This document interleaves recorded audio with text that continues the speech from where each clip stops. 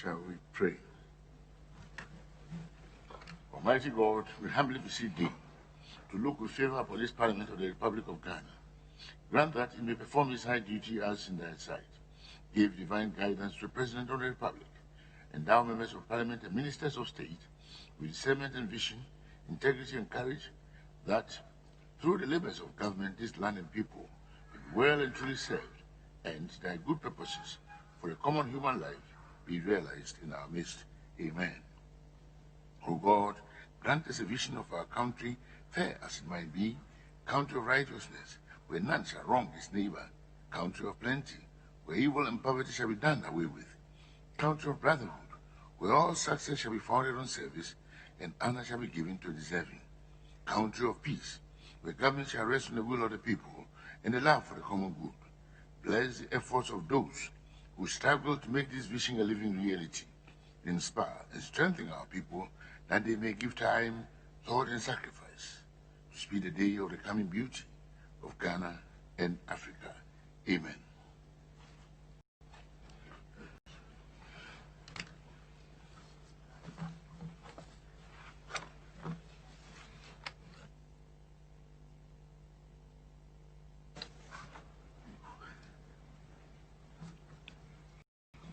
Honorable members, votes and proceedings. 21st July, page 1. Page 2. Page 3. Page 4. Page 5. Page 6. 7. 8, 9, 10, 11, 12, 13, 14. Yes, Honorable. Thank you, Mr. Speaker. Mr. Speaker, sorry to take you back to page 5. Page 8. Yesterday I was in the House, but my name is not. Thank you very much. Yes. 14, 15, 16, 17, 18, 19, 20, 21, 22, 23, 24, 25, 26, 27, 28, 29, 30, 31,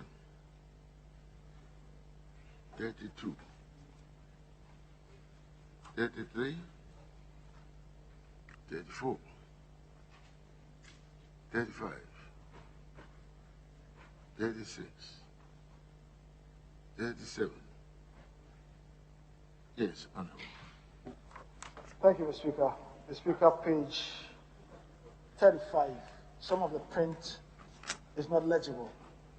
So I want to draw the attention of the table office. And it actually runs through the votes and proceedings. If you look at pages 6, 9, 13, 31, and 35, there are portions that are not clearer. So if they could rectify that. On some of the pages, the print is not clearer. You can't see anything. They are basically blank. I don't know if it runs through what colleagues have, but mine has some pages that are not properly printed. Thank you. 37, 38, 39, 40, 41, 42. Honorable members, the votes and proceedings of Tuesday, 21st July are hereby adopted as true record of the proceedings. Item 3, questions.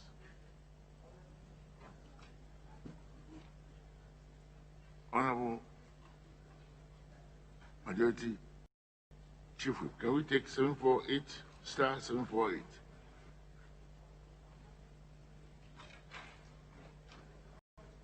Honorable Minister for Health. Mr. Speaker, we may take the questions now, beginning from the Minister for Foreign Affairs Honorable and Regional Integration. Honorable Minister for Foreign Affairs, you may please take the appropriate seat.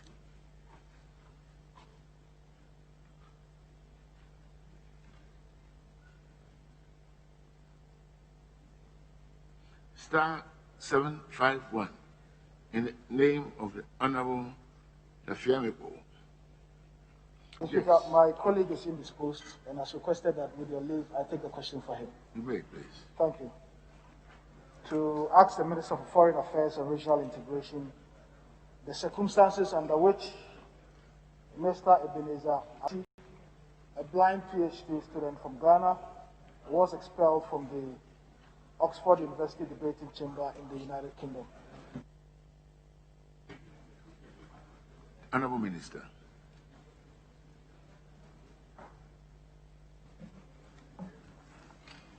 Mr. Speaker, I thank you for the opportunity to respond to this question from the Honourable Member.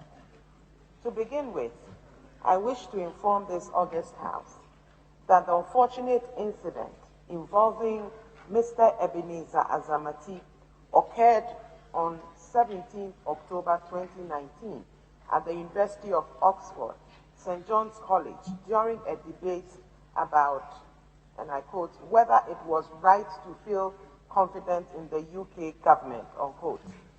Mr. Ebenezer Azamati is a Ghanaian PhD student studying international relations at Oxford University. Concerned that there was no special provision for disabled persons at the event, Mr. Azamati arrived early at the venue of the debate that fateful to enable him reserve an accessible seat, following which he left to eat dinner at his college. Upon return and before the start of the debate, however, Mr. Azamati was refused entry, but eventually gained access after a friend accompanied him. Shortly after, security officials appeared and manhandled him out of the building. His union membership card was also confiscated, and he was expelled from the union. Following the incident, the union's president, Mr. Brendan McGrath, called a disciplinary committee meeting where he alleged that Mr. Azamati had behaved violently by thrusting an arm out and used aggressive hand gestures while being removed from his seat. Subsequently, the Oxford Union African Society launched a petition calling for the resignation of Mr. Brendan McGrath after the latter personally lodged a complaint against Mr. Azamati for violent behavior. The petition requested the following. 1. An unreserved apology to Mr. Azamati from both the union and its president, Mr. McGrath. 2. The cancellation of Mr. Azamati's ban and reinstatement of his union membership. 3.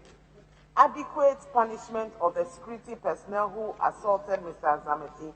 And 4. Compensation for Mr. Azamati. Consequently, the union and its president, Mr. McGrath, formally withdrew the charge of violent misconduct against Mr. Azamati and apologized unreservedly for the distress and embarrassment caused him. Mr. McGrath also apologized to the African Society for the distress and any reputational damage to Mr. Azamati, and eventually resigned as president of the union. Following the incident, the Oxford Union indicated it would undertake a review of all practices, policies, and structures. The union has since passed a motion for all staff and committee members to receive mandatory disability, race awareness, and implicit bias training. Acting President of the Union, Ms. Sarah Dube, carried through the Union's pledge to undertake a comprehensive review of all practices, policies, and structures, followed by the passage of a new disability policy after consultation. Mr. Speaker, I will now proceed to inform the House about steps taken by the Ghana High Commission in the United Kingdom on the incident. The attention of the Ghana High Commission in the UK was drawn to the incident through a media reportage on 17 November 2019. The High Commission immediately launched into action with an effort to reach out to Mr. Azamati through the Ghanaian Student Society representative. Unfortunately, the mission's effort proved difficult as our compatriots did not respond to calls or messages. The mission's inquiry into why the Ghanaian Society failed to report the incident, which occurred on 17th of October, revealed that the Ghanaian Society was also unaware of the incident until 26th October 2019. This was after a publication in November 2019 indicated that Mr. Azamati had been too traumatized about the issue earlier. The mission, in a bid to understand what led to the incident, proceeded to send emails and the listed persons, informing them of the mission's preparedness to travel to Oxford for a meeting on the matter. One to Helen Mountford, QC, the lawyer for Mr. Azamati. The second was sent to Oxford Union Society. A third was sent to the Vice Chancellor of Oxford University. The fourth was sent to President of St. John's College, where Azamati was enrolled. And the fifth was sent to Professor Wale Adembari, patron of the African Society. Mr. Azamati and his lawyer, in their response to the mission, advised of their preference not to comment at the time, as the matter was a legal case.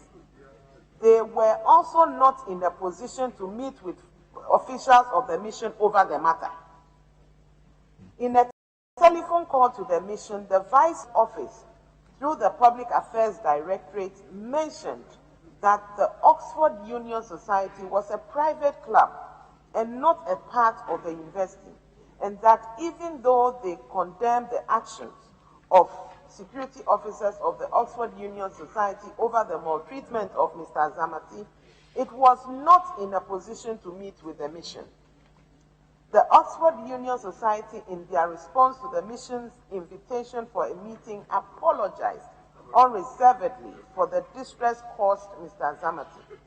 They informed the mission that discussions with Mr. Azamati were ongoing to pursue an amicable solution to the matter, and hence could not meet officials of the mission, which they believed could prejudice discussions. After all attempts to meet with officials of the university and Mr. Azamati himself over the incident had failed, and in view of the legal turn the matter had assumed, the mission proceeded to issue a press release in which it condemned in no uncertain terms the maltreatment of Mr. Azamati by the security officials, especially when they knew that he was visually impaired. The press release also called on educational institutions and affiliated organizations in the UK to treat Ghanaian students with utmost respect and dignity. I thank you, Mr. Speaker. Thank you very much, Honorable Minister, for your very exhaustive answer in this regard. Yes, Honorable. Thank you, Mr. Speaker. Mr. Speaker, following from the Honorable Minister's response, the gentleman in question was obviously embarrassed, distressed, and traumatized. And it is understandable his unwillingness to meet the mission. However, going forward, is the mission in a position to provide assistance in respect of legal aid? He's engaged the services of a lawyer. is the mission in a position to provide assistance and also further call for compensation for the victim, as obviously they have been traumatized by the incident. I thank you. Honorable Minister. Thank you, Mr. Speaker. Mr. Speaker, Mr. Zamati has already the services of a lawyer. So he has legal counsel working with him on this matter. So there will be no need for the mission to do any such thing. In any case, we are not under the rules. We cannot engage the services, the legal services on behalf of people, unless it is the case that a government-sponsored student is having problems. Then we have every right to engage, if it's either the GET Fund or Scholarship Secretariat, to act on the behalf of the student to engage legal services. Secondly,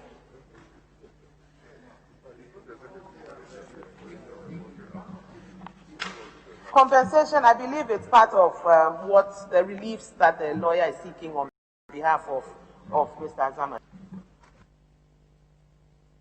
Mr. Speaker, the responses are very exhaustive, and for that reason, I do not have any further question to ask the Minister. I thank you very much. You are satisfied? Thank you very much. Star 752. Ablak stands in the name of Honorable Okudito Ablakwa. Honorable Deputy Majority Leader. Thank you, Mr. Speaker. Mr. Speaker, I was going to ask the Honorable Minister, please ask on the first question, that is the mission going to follow the case to its logical conclusion so that we know exactly what will be the outcome? Honorable Minister. Mr. Speaker, the mission is very much interested in the case because it involves a Ghanaian citizen. However, several calls have been made to Mr. Zamati, and he's not willing to speak to the mission because he says it's now a legal matter, and therefore he wants it to remain as such. But we will continue to follow the case and see it to its logical conclusion. And if at any point he needs the help of the mission, they are ready to provide him with any assistance that he needs. Thank you, Mr. Speaker. And it is important to note that in certain cases, there are diplomatic implications. If you want to throw stones, you may throw the stone and break your own eye. So, if it's being handled diplomatically at the top, it is in the very interest of the Ghanaian student in Oxford that everything was done and said with discretion.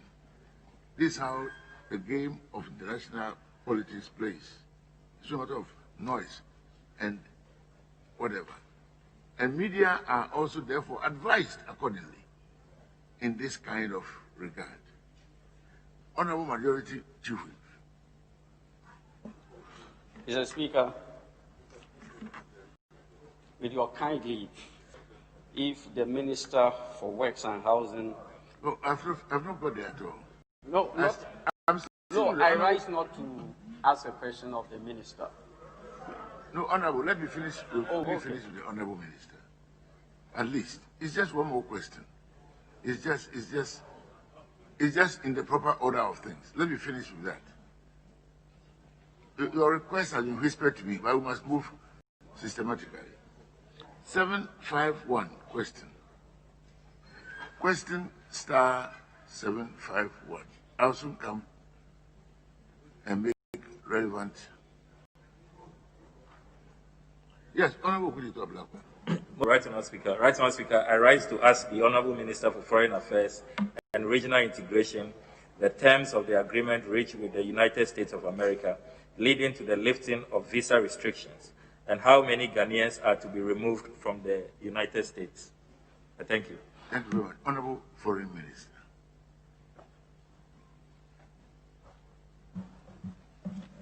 Thank you, Mr. Speaker. Mr. Speaker, it will be recalled that on the 1st of February 2019, the United States Ambassador to Ghana, Her Excellency Stephanie Sullivan, announced that on the advice of the Department of Homeland Security and Department of State, and pursuant to Section 243D of the U.S. Immigration and Nationality Act, visa restrictions had been instituted on some categories of Ghanaians effective 4th of February 2019 on the basis of claims that Ghana was unreasonably delaying the return of its nationals ordered to be removed from the United States of America. Specifically, the restrictions involve the suspension of the issuance of A3 and G5 visas for domestic staff of Ghanaian diplomats and limited validity of B1, B2 visas issued to Ghanaian officials of the executive and legislative branches and all officials on government payroll, as well as their spouses and children under 21 years of age. The Ministry of Foreign Affairs and Regional Integration initiated discussions with American officials for an immediate resolution of the. To this end, I undertook an official visit to meet with the Undersecretary General for Political Affairs and other officials of the UN State Department, as well as officials of the Department of Homeland Security and the Immigration and Customs Enforcement, ICE. During the meeting, I proposed the following as a roadmap for the consideration of the U.S. authorities to resolve all issues related to Ghanaians cited for deportation to Ghana. 1. Group interviews of the identification verification process and use of phone interviews, where physical interviews would be difficult due to distance and cost of travel. 2. Agreed timelines of 7 to 10 day issuance of the traveling document for after a positive identification. 3. Designation of liaison officers on both sides. 4. Designated communication channels. 5. Feedback on requests that cannot be determined within the agreed timelines. 6.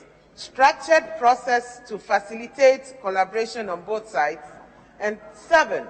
Periodic review and regular consultations between both sides. The proposed roadmap was accepted by the U.S. side, and it was decided that both sides hold further consultations in a manner that was mutually beneficial to both countries. Meetings were also held with the Assistant Secretary of State of the United States in June 2019, following which the two sides agreed to resolve all outstanding issues by instituting the following. 1. Nomination of focal persons to bridge the communication gap as that was highlighted as a challenge between the two sides during my meeting with the U.S. authorities in Washington, D.C. on 2nd April 2019. 2. The U.S. side informed the meeting that they had considered the proposal by Ghana on conducting the interviews on a weekly basis for persons in detention and others. 3. Both sides agreed 6-month validity of travel certificates, since the 3-month travel certificate affected the period required for preparation towards their removal. 4. Agreement to continue the phone interviews already in existence. 5. Establishment of regular consultations between the Ministry of Foreign Affairs and Regional Integration and the U.S. Embassy in Accra, and to designate focal persons for regular interactions and updates to resolve all outstanding matters. And 6. The submission of outstanding lists of persons to be deported by the U.S. To date, no outstanding list has been submitted to the Ghanaian authorities through our mission. Mr. Speaker, the ministry continued to hold regular consultations with officials of the consular section of the U.S. Embassy in Accra, as well as between the liaison officer and the focal person at the Ghana mission in Washington, D.C. A total of 5 meetings were held between May and December 2019, till the lifting of the sanctions on 16 January 2020. During the period of the sanctions, 125 Ghanaians who had been ordered to be removed from the United States were deported. Currently, interviews for deportation are ongoing as agreed between the two sides. However, in the wake of the COVID-19 pandemic, the issuance of emergency travel certificates to facilitate their removal have been deferred until borders are reopened. It should be noted that both sides put in place modalities intended to facilitate and ensure that a procedure was followed in the identification and of the appropriate travel documents in accordance with Ghana's obligations under international protocols. It is important to state that whenever there was the need for specific interventions on humanitarian grounds, be it health or family, this was done by engaging the relevant U.S. authorities. Thank you, Mr. Speaker. Thank you very much, Honorable Minister. Yes, Honorable Kudito. Right, Honorable Speaker, I thank the Honorable Minister for the response and her efforts in resolving this matter. Mr. Speaker, the first question relates to the number as was put out by Ambassador Sullivan's predecessor, which was a worrying number of 7,000 Ghanaians who were at various stages, according to Ambassador Robert Jackson. Is that number still something we are working with, or have the U.S. authorities amended that figure? Honorable Minister. Thank you, Mr. Speaker. Mr. Speaker, indeed, the number of 7,000 and then at some point of 3,000 were bandied around. Unfortunately, on several occasions, our requests for lists of these Ghanaians who we are told have flouted the immigration laws of the U.S. have not been provided to us.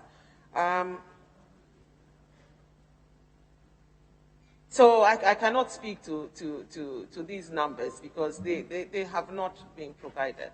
At one point, we were giving a list of probably 100, and that was it. People who were being processed in different stages of the removal process.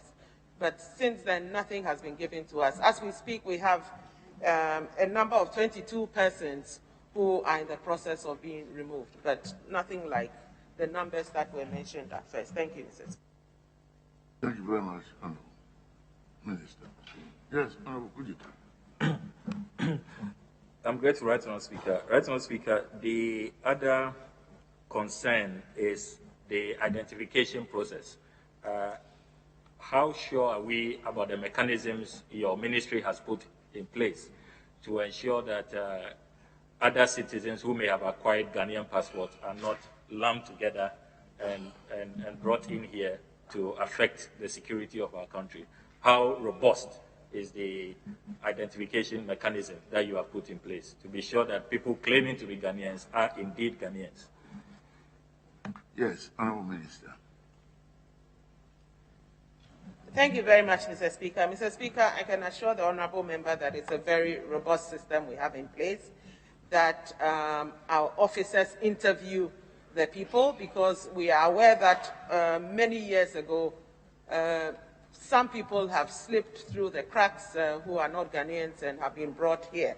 So we are very particular about ensuring very thorough interviews. And then the names are set here, and the relevant authorities of immigration, the Interior Ministry and National Security do their checks.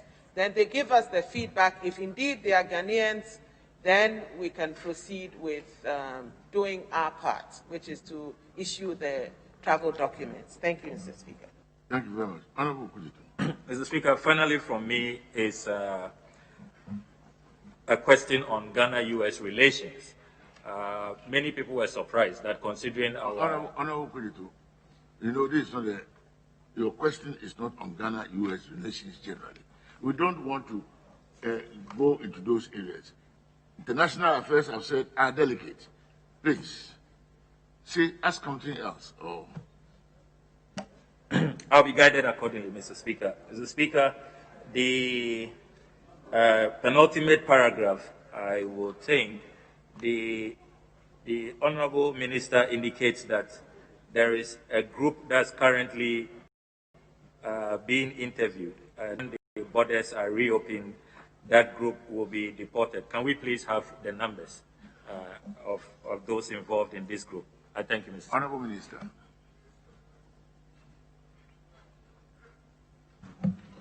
"22 people, please, Mr. Speaker. 22 persons are being interviewed as we speak, awaiting the removal of the restrictions on the borders, and then we can proceed. Thank you. Thank you very much, Honorable Minister.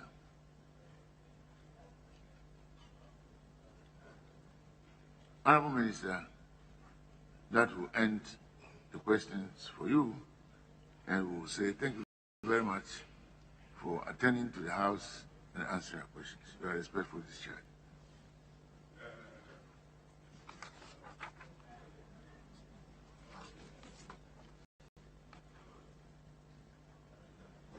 Honorable Majority Chief Whip,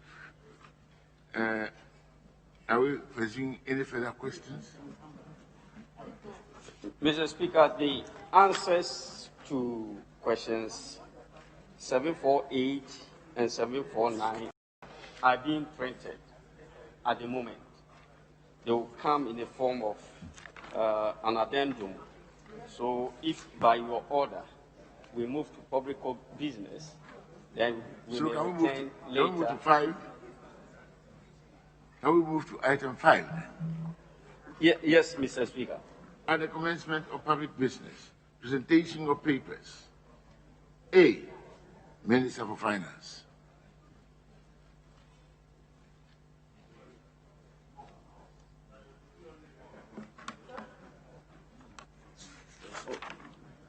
Mr. Speaker, the Finance Minister and his deputies, none of them is here.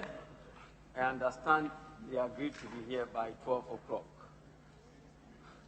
Yes. But the Minister for Defense is here. If he may be permitted to lay the papers on behalf of the Minister. 5A. 5AI. Thank you.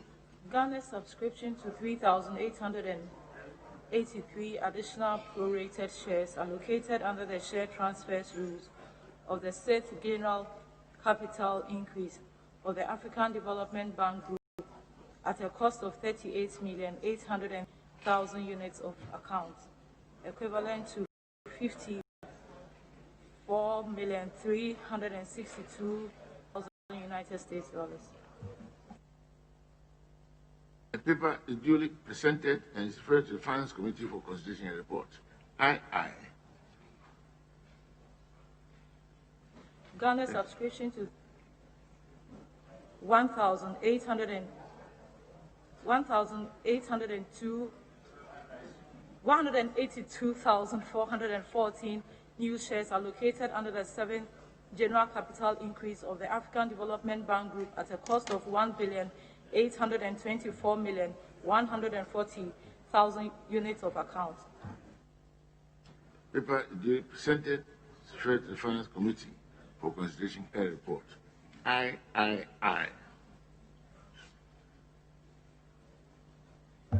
Financing agreement between the government of the Republic of Ghana, represented by the Ministry of Finance, and the International Development Association for an amount of 200 million United States dollars to finance the Ghana Jobs and Skills Project. The paper is duly presented and referred to the Finance Committee. IV. Financing agreement between the government of the Republic of Ghana, represented by the Ministry of Finance and the International Development Association, for an amount of 150 million United States dollars as additional financing for the e-Transform Ghana project. The paper is duly presented and referred to the Finance Committee. V.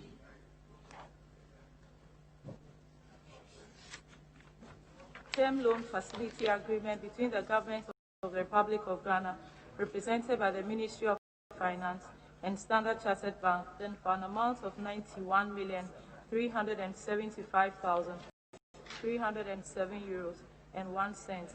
That Expo Credit Fund then guarantee to finance the design and construction of drainage and auxiliary sewage system in Accra, Nima drain from Kalkudi to Odo River Basin. The paper is duly presented and is referred to the Finance Committee. VI.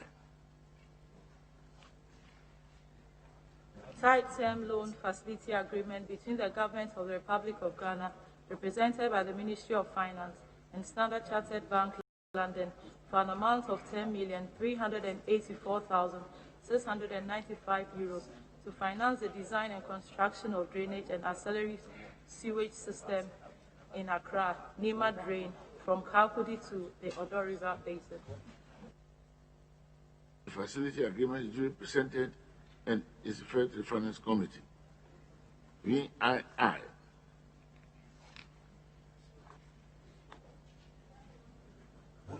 Term loan facility agreement between the government of the Republic of Ghana, represented by the Ministry of Finance and the Dutch Bank AG Frankfurt branch as arranger and original lender, and TMF Global Services UK Limited as facility agent for an amount of 147,505,734 euros for the reconstruction of Bichim, Techimantia, Akumadan, and the Takwa Aguna Nkwanta Road project.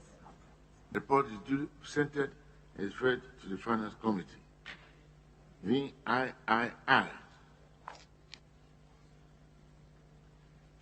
Facility agreement between the government of the Republic of Ghana, represented by the Ministry of Finance and the Standard Chartered Bank, London, as agent and arranger and structuring bank, with UK Export Finance as guarantor, for an amount of 41,888,793 Great Britain pounds and 77 for to finance the design and delivery of prefabricated bridges for deployment throughout Ghana. The paper duly presented and is referred to the Finance Committee. IX. Facility agreement between the government of the Republic of Ghana, represented by the Ministry of Finance and the Standard Chartered Bank, London, as agent arranged structuring bank for an amount of 6,450,000 Great Britain pounds to finance the design and delivery of prefabricated bridges for deployment throughout Ghana. The paper duly presented and is referred to the Finance Committee. B. Minister for Works and Housing. Mr. Speaker, the Minister for Works and Housing was in the House, but he has to be somewhere with the President. So he stepped out. The Deputy Minister is in the House to lay the paper on behalf of the Minister. With your kind permission. Yes, thank you. Yes, Honorable Leader. Yeah, Speaker, I observed that the Minister stood a while ago and you had to persuade him to resume his seat, so there should be no difficulty with our colleague, the Deputy Minister, laying the paper of the Minister for Works and Housing. Thank you. Very well. So, which Minister?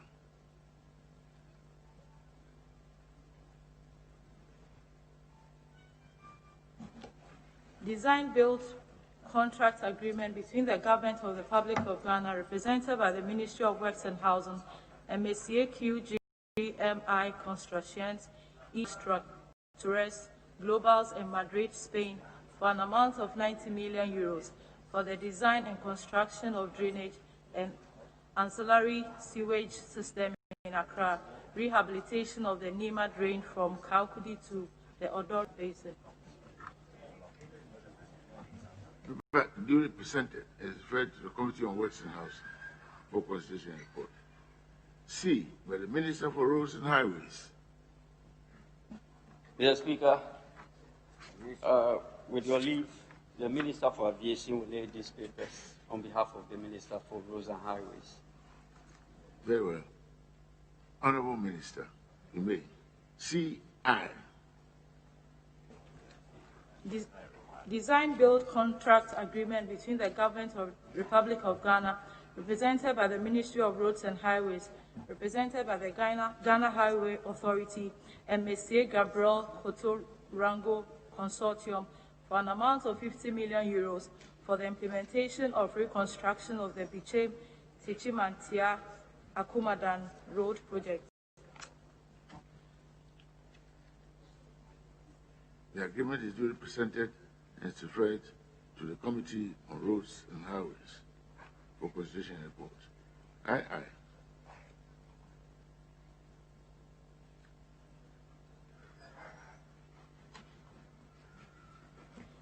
Design-build contract agreement between the Government of the Republic of Ghana, represented by the Ministry of Roads and Highways, represented by Ghana Highway Authority, and Messier Gabriel Koto-Rango Consortium for an amount of 95 million euros for implementation of the construction of the Takwa Aguna and Kwanta Road project. Paper is duly presented and referred to the Committee on Roads. Aye.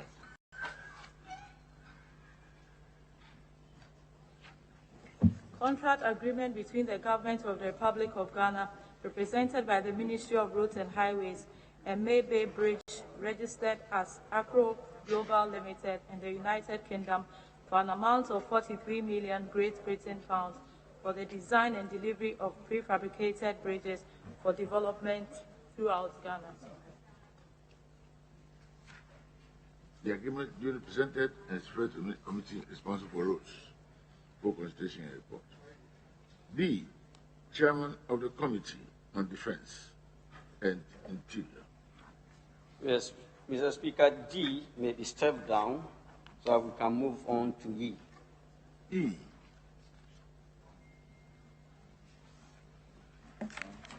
Mr. Speaker, in respect of E, Honorable Moses Anim, who is a member of the committee, will lay the paper on behalf of the chairman. Thank you very much. For the Committee on Education on the University Skills Training and Entrepreneurial Development Bill 2020. The report is duly presented and is for distribution. F. Report of the Committee on Roads and Transport on the Aircraft Accident Investigation and Prevention Bureau Bill 2020. The report is duly presented and it is for distribution to honorable members. Honorable Leader, can we move to item 6?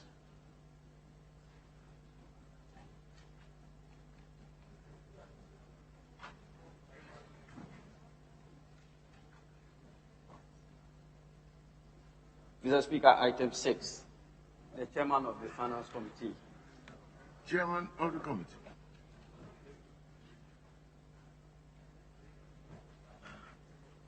Mr. Speaker,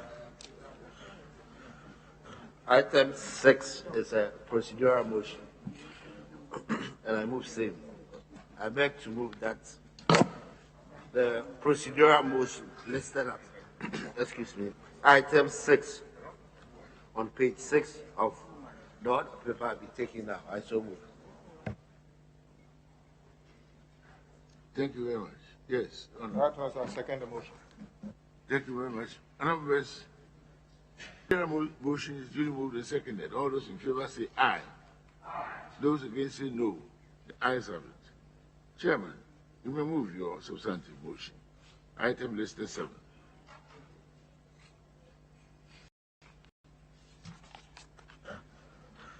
Mr. Speaker, I beg to move that the motion listed as item 7 on page 6 of the order paper be taken now. Mr. Speaker, in so doing, I'll present the committee's report.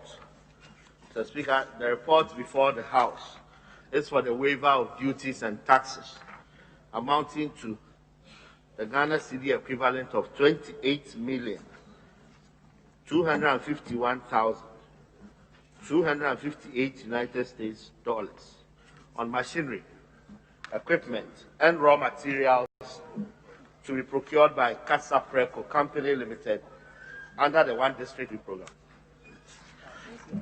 Mr. Speaker, Casa Preco Company Limited is one of the leading and most successful total beverage products manufacturers in Ghana. The company is a registered Ghanaian private limited liability under the company laws of Ghana. It produces carbonated and non-carbonated drinks, water, bitters, whiskey, gin, liquor, brandy, and wine, and also engages in general farming activities. Mr. Speaker, the company wants to expand its operations under the 1D1F initiative to meet market demand. In pursuance of this vision, the company has acquired and renovated the abandoned Paramount Distilleries factory previously owned by GIHOC at Tanoso in Kumasi. The operationalization of the factory will enable the company to increase production capacity, grow sales, and satisfy market demand in the Middle Belt and northern sectors of the country, as well as in the export market with high prospects for growth and profitability. Mr. Speaker, attached as an appendix to this report is a detailed assessment of the relevant taxes and duties for which the waiver is being sought. Mr. Speaker, the committee observed that the instant project, when implemented, is expected to facilitate the timely delivery of essential beverage products for local consumption and export. It's also expected to boost the local economy and provide job opportunities for the people of this country. The committee noted that the establishment of the factory at Tanoso in Kumasi will provide 300 direct jobs for factory hands, administrative staff, sales executives, and drivers within the 5-year period. Currently, the company employs 800 workers. As to how much the project will cost, the committee was informed that the project cost is estimated at 624.2 million Ghana cedis, involving debt and equity financing. The promoters of the business are investing 390 Ghana cedis and have secured a loan of 234 million Ghana cedis from SG Ghana and Stanbic for the purchase of plants and machinery and its related operations. Mr. Speaker, details of the equity and debt finance are given in the table on page 6 of this report. The committee noted that Casa Preco is a Ghanaian company, and hence there's a reasonable assurance that most of its profits and resources will be retained in the country to boost the economy, unlike foreign investors who eventually repatriate their profits abroad. The incentives being approved for the company would also help elevate the company from a Ghanaian giant into a sub-regional giant and a leader in the industry. The committee noted that the waiver being granted Casa Preco Company Limited constitutes the largest single waiver under the 1D1F program so far. The committee strongly advises the Ministry of Finance and the Ghana Revenue Authority to ensure that the waiver being granted is not applied toward any other items than the ones specified in the assessment segment. The Speaker, the committee is satisfied that the request is in consonance with the general framework for tax waivers for the 1D1F program that was approved by this House. The committee hence recommends to the House to adopt this report and approve by resolution the request for waiver of duties and taxes amounting to 28,251,258 United States dollars on machinery, equipment, and raw materials to be procured by Casa Preco Company Limited under the 1D1F program in accordance with the Constitution. Respectfully submitted, Mr. Speaker. Thank you. Yes, Honorable. Right, Honorable Speaker. Thank you for the opportunity to second the motion and also make few comments of my own. Mr. Speaker, as presented by the chairman, indeed, Kazakh Preco is a Ghanaian entity whose products are loved and consumed by some people in this country and beyond. Mr. Speaker, the motion is to approve a tax waiver of $28 million and above. Mr. Speaker, but the chairman just told us that the total cost of what Kasapreko wants to do is 624 million Ghana cedi. I'm wondering why we know the cost is $624 million Ghana cedi, yet we are seeking tax waivers in dollars.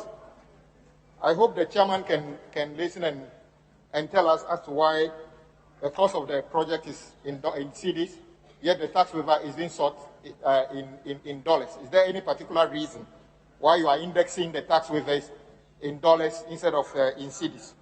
Because not all the items are imported.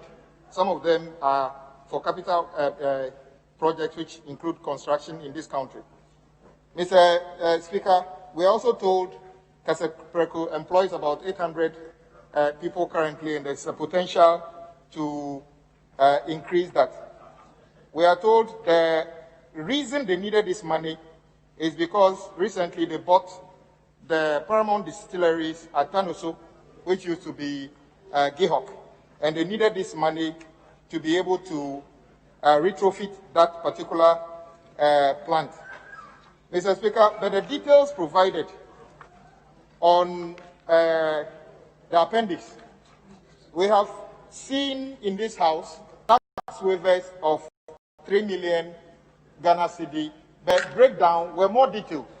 So it's interesting the chairman actually said that this is the biggest tax waiver to be approved for 1D1F.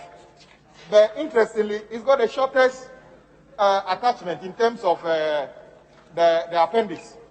It's quite interesting, Mr. Speaker. Can the chairman, when I finish, tell us why he's recommending the approval of the largest tax waiver backed by the smallest explanation in terms of the attachment? Mr. Speaker, it is a good thing to do if we can support local companies to expand and create jobs and wealth in this country. However, I go back to the same point that if we listen to the finance minister a few years ago, the understanding was that he was even going to bring a kind of legislation in this House where tax waivers will be a thing of the past. That you pay your tax and then you come for rebate later. But since then, we haven't seen it. In fact, since we resumed this sitting, Mr. Speaker, it appears almost every week we are giving tax waivers. So what happened to the finance minister's proposal that he made earlier? Has he abandoned his own principles? But we have no reason to object to this. If Kasapreko expands, it is to the benefit of this country, it creates jobs and everything. It's also on those bases that, Mr. Speaker, I support and recommend the approval of this tax waiver. But then, Mr. Speaker, I would still request the chairman to explain to us why he says he's giving, they are supposed to approve the biggest tax waiver yet, but the attachment in terms of the breakdown is probably the smallest we've ever had in this House. Thank you very much, Mr. Speaker, for the opportunity. Thank you very much for your contribution. One from each side, then leaders. One from each side, and then the leadership. Yes, Honorable. Thank you, Right Honorable Speaker. In support of the motion, Mr. Speaker, to indicate that this request for waiver falls under the generally approved incentives for 1D, 1F companies within the country. Mr. Speaker, this approval is also going to encourage private investments of up to 624.2 million cedis in the country. This is private equity coming into the country and that is a very good sign for the development of the country. Mr. Speaker, there has been sufficient funding arrangements for this funding. There is enough equity. Then we also have a debt totaling 624. So the banks are ready, the promoters are also ready, and they've put together amounts totaling the full cost of the investment. And so the sufficiency of the money motivates us to approve the waiver. Mr. Speaker, also, one of the challenges of manufacturing enterprises is the availability of working capital. In this particular instance, we can see the provision of 120 million cedi credit line, which is described as working capital for the facility. If this is available, Mr. Speaker, we do not anticipate breakages and stoppages in the course of production. So the availability of funding for the capital equipment and then funding for working capital, Mr. Speaker, I think it's a good combination for us. Mr. Speaker, the amount of $28 million looks very big if you look at it on the face of it, but it covers the supply of raw material for 5 years, Mr. Speaker, between 2020 and 2025. It extends to even 6 years. And so the waiver is not a one-off, one-year facility, but it's going to cover all the raw material requirements of this new company over 5 years. The tax waiver has been assessed properly by the GRA, which is the authorized institution to do that, and the signatures on assessment gives us some comfort that has been properly undertaken. Mr. Speaker, the social benefits are all recorded in the report. We have 300 direct jobs for administrative staff, drivers, sales executives. Then we have about 1,800 jobs expected that distributors, retailers, and small businesses will take advantage of. Mr. Speaker, with the rehabilitation of the Tanoso project, the economy, the local economy of Tanos is going to be revived. And so with these words, Mr. Speaker, I encourage the House to approve the request for this waiver to enable Kasapreko, the second line, to serve the Middle Belt and the Northern Belt. I thank you so much for this opportunity, Mr. Speaker. Thank you. Honorable. Thank you very much, Mr. Speaker. I also rise to comment on the request for the approval of the waiver. Mr. Speaker, in commenting, I wish to make a couple of observations. The first one is the number of staff of Kasapreko. The current staff strength is 580 and not 800 as indicated by the chairman of the Finance Committee. Having said that, Mr. Speaker, clearly it fits into the concept of growing. It's on their website. It's on their website. You can check it. You can check it. It's on their website. I've just checked it, Mr. Speaker. Mr. Speaker, Mr. Speaker, this fits into the concept of growing what we eat and what we grow right here in Ghana. This is a local company that seeks to expand and employ more people, and I think it's good to support. However, Mr. Speaker, there are health concerns. In this day and age of COVID, the health concerns are that we need to be moving more and more towards wellness of people.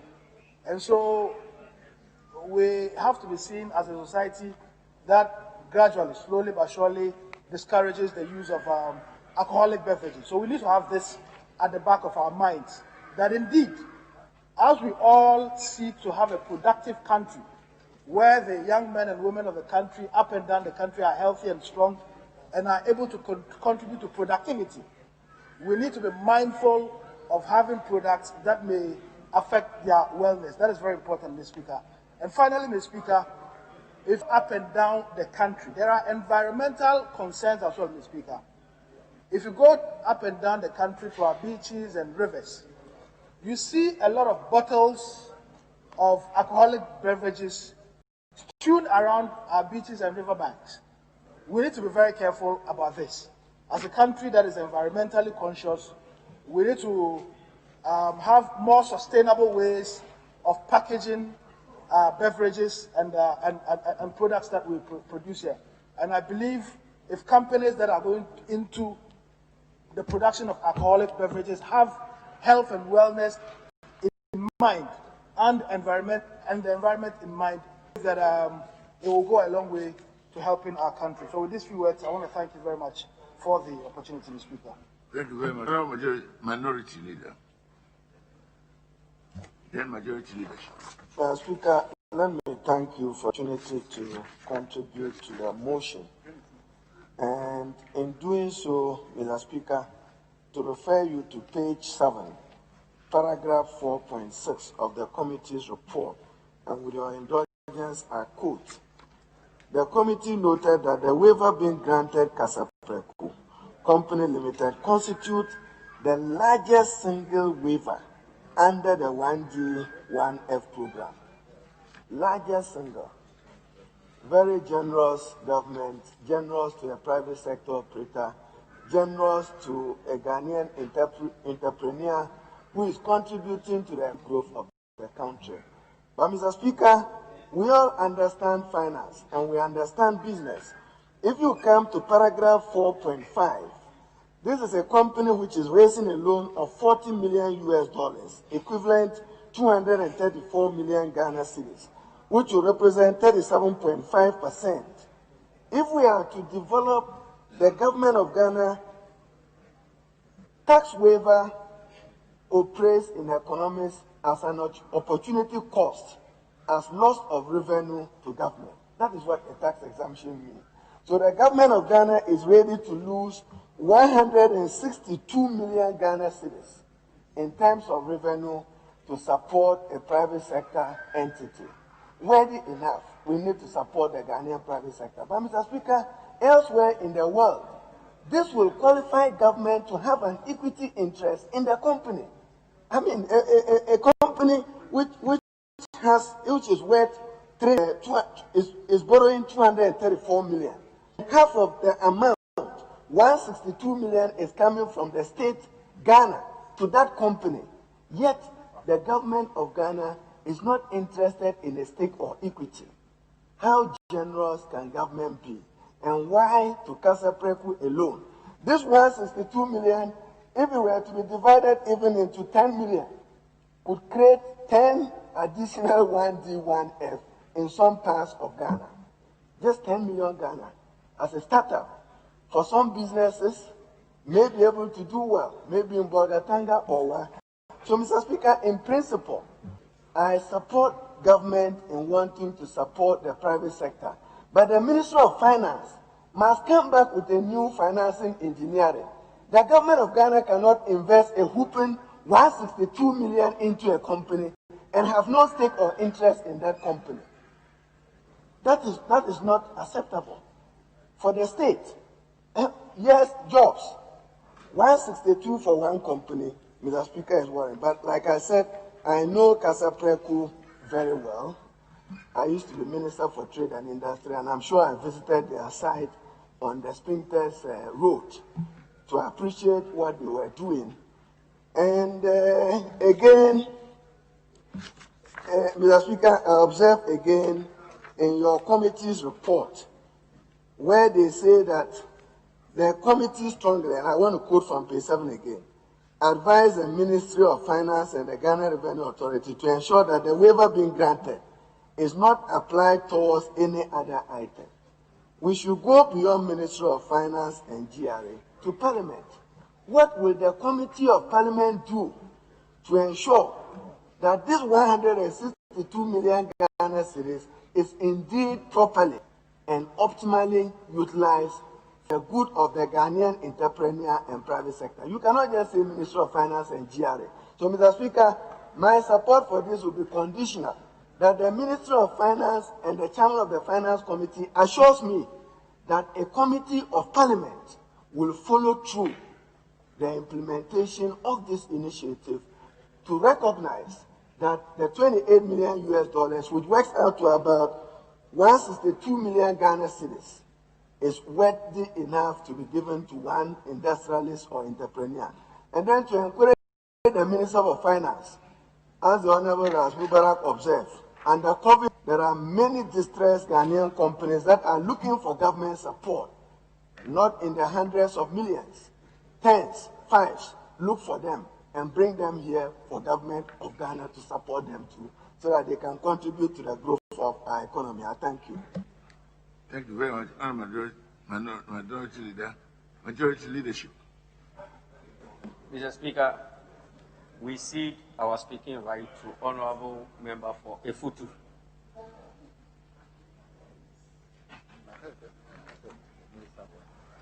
Yes, Honorable. Yes, Mr. Speaker, thank you for the opportunity to add my voice to the matter before us.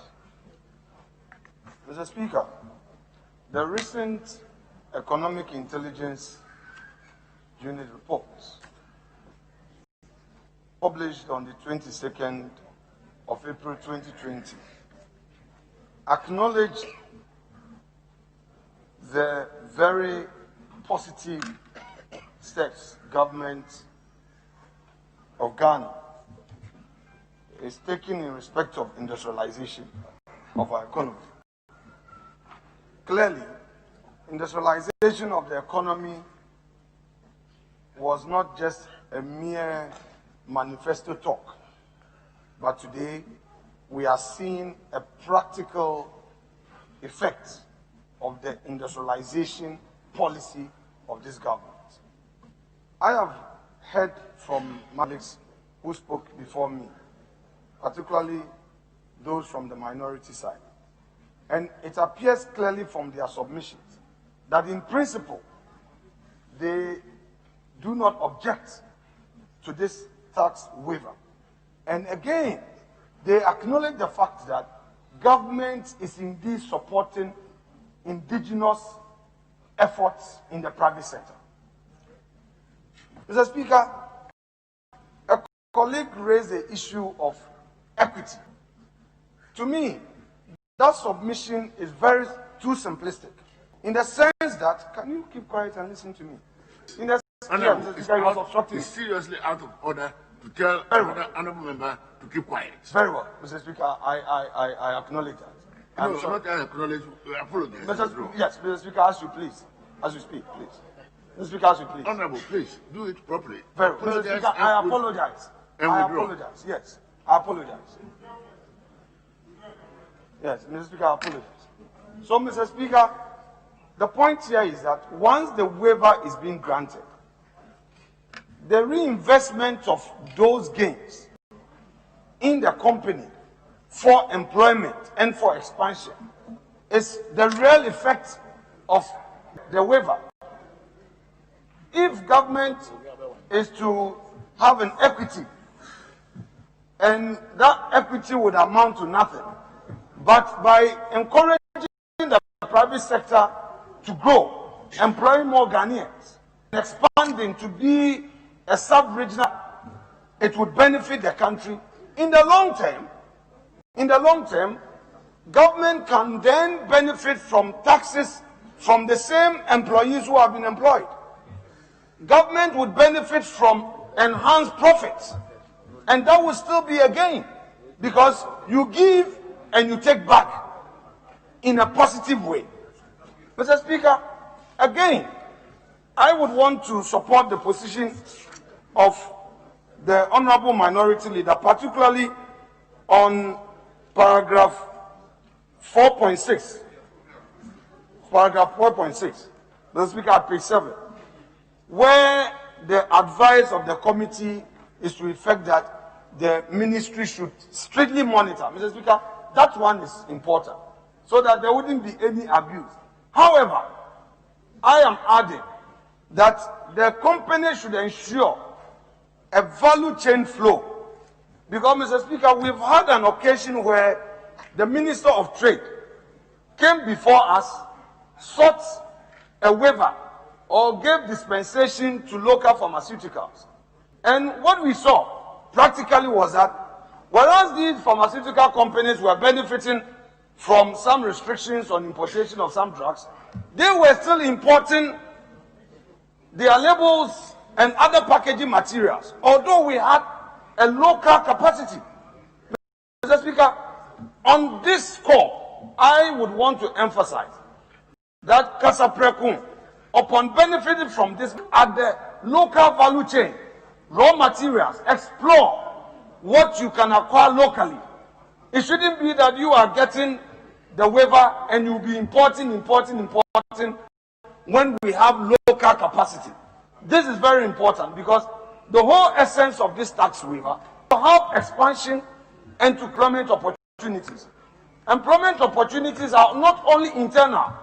In the report, it talks about indirect employment.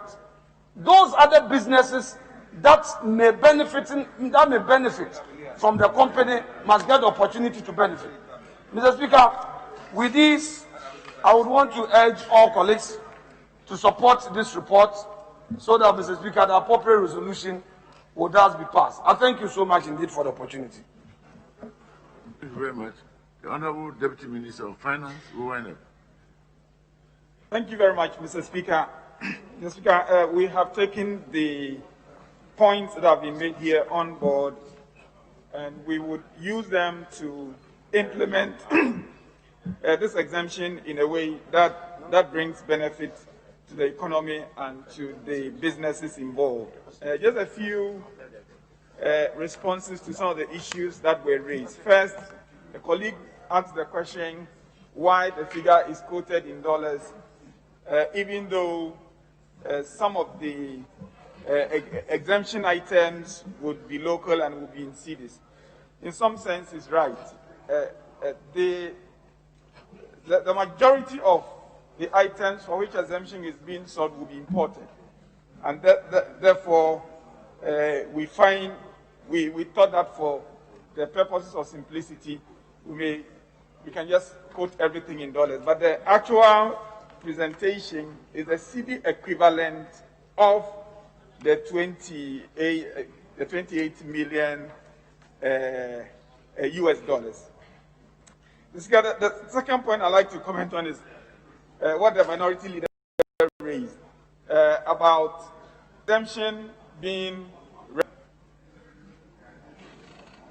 If we didn't grant this exemption, the consequences may not be that Kasaprekun would pay this as revenue to government. The consequences may be that the expansion will not happen at all, and that revenue government would not get anyway.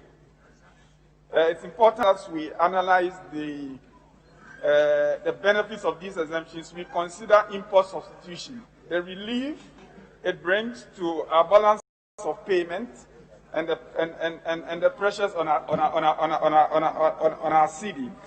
So we should take all this together as we look at the benefits or otherwise of these exemptions. Lastly, Mr. Speaker, the question about taking up shares is an interesting one, and I think it is worth considering, except that we need to remind ourselves that the framework for these 1D, 1F incentives has been approved by Parliament.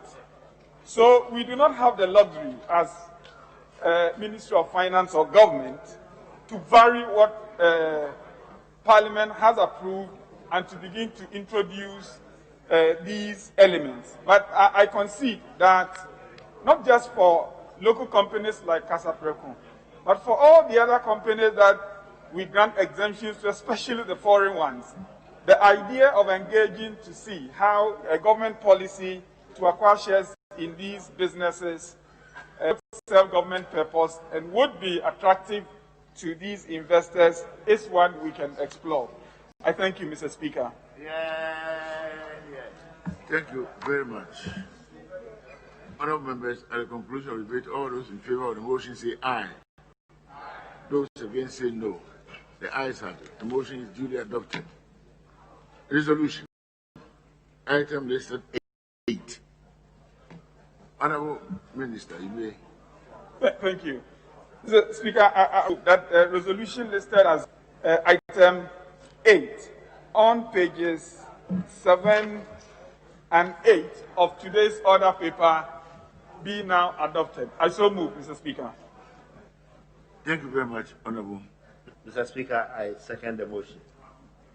Honorable members, the motion for the adoption of the resolution moved and seconded. All those in favor say aye. Those against say no. The ayes have it.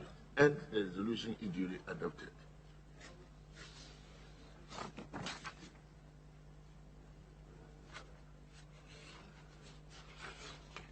Yes, Honorable Majority Chief Whip. Mr. Speaker, if we may take items 11 and 12 on page 9. Item 11 and 12.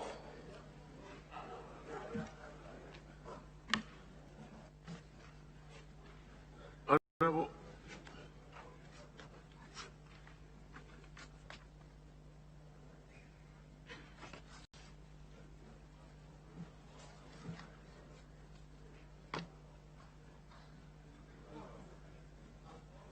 Honorable, shall we take the addendum? By way of the questions which were stood down,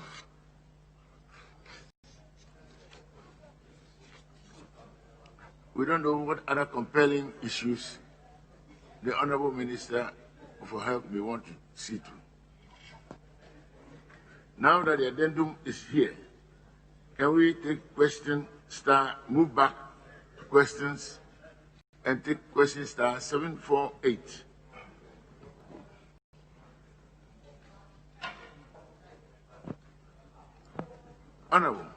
Honorable Leader, can we take question star 748?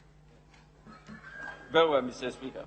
Very well. Question star 748.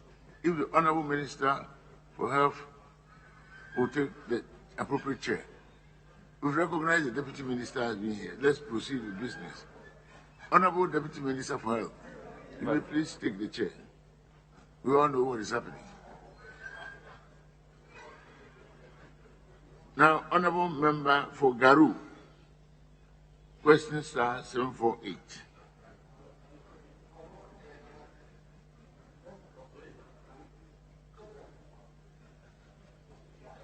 Honorable, I recognize your... Mr. Speaker, I rise to seek your permission to ask the question on behalf of Honorable Abbott. You may. Mr. Speaker, I rise to ask the Minister for Health when the contractor for the Garu District Hospital will return to site to continue the construction. Thank you. Yes, Honorable Minister.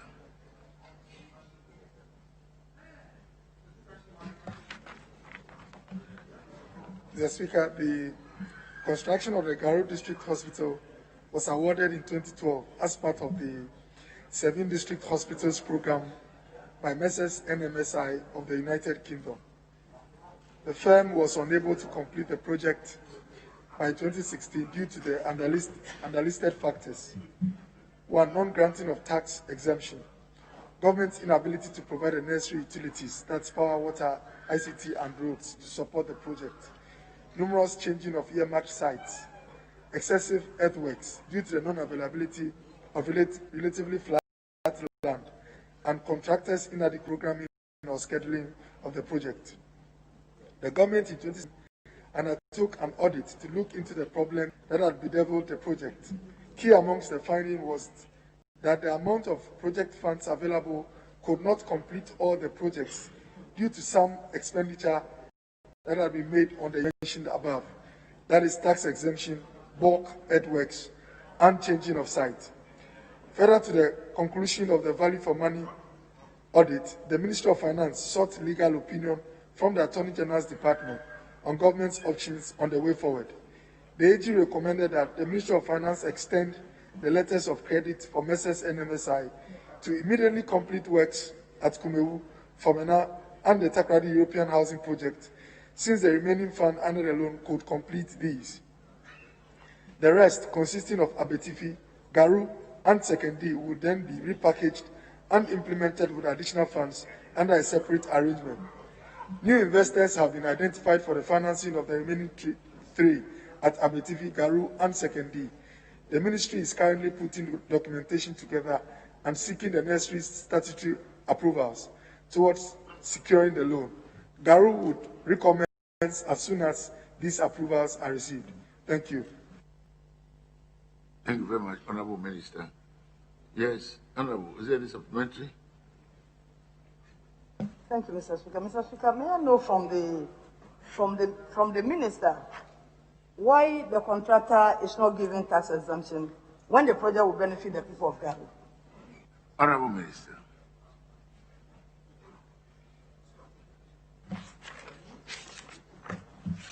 Yeah, Mr. Speaker, as mentioned, this project started prior to the coming of this administration, and what the problem is, not available are not enough to complete all the hospitals. We are interested in giving them the necessary tax exemptions once the arrangements and the funding is secured. We don't want to go back into why they weren't given prior to the coming of this administration. Thank you. Thank you very much. Honorable Member. Mr. Speaker, may I know from the minister, with the answer he just given, does it mean that there's no funding for this project? Honorable Minister. The Speaker, I mentioned in the answer that there were some factors that made it impossible for the funds that this company was given to complete all the projects that were initially captured in their range of hospitals. And some of the factors included the non-granting of the tax exemption, the excessive earthworks due to non-availability of relative flat land. What is that? The funds available now could do some of the hospitals and not all, including Garu. So they are going to do Fomena, Kumewu, and Takrady as we look for funds to make sure that Garu is attended to. So the factors are here. Why the funds they were given initially could not complete all the hospitals as envisaged.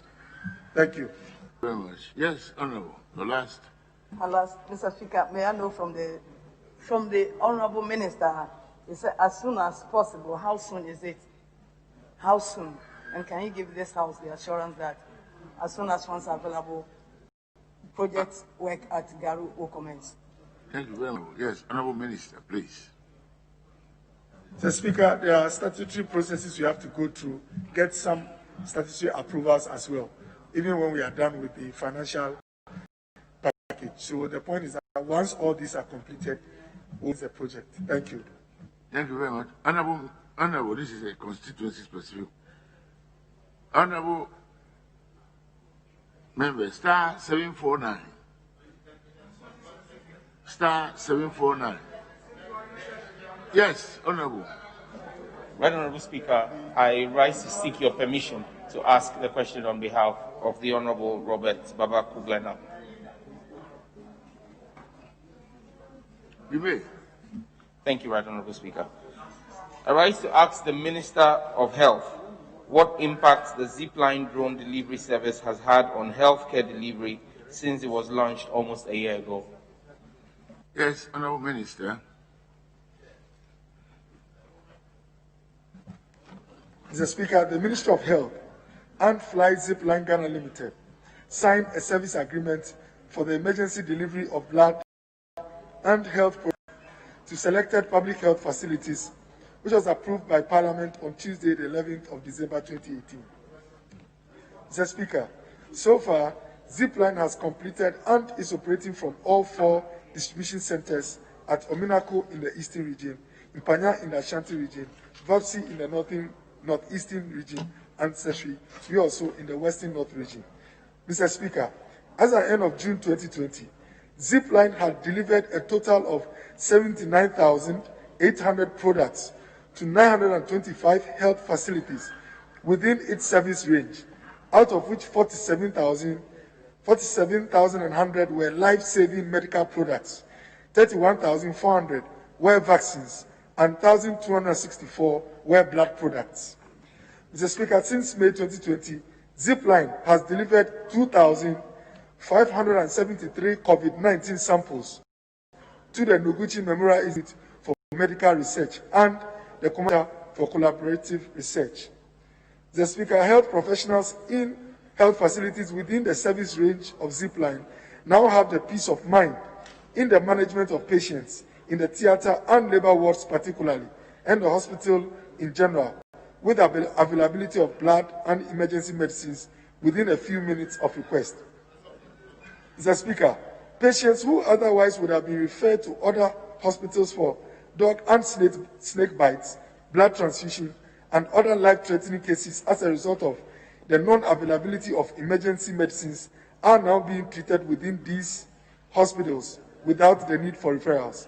Mr. Speaker, the confidence level of the communities in the healthcare delivery, particularly for facilities within the Zipline service range, is increasing with the timely delivery of blood and emergency medicines.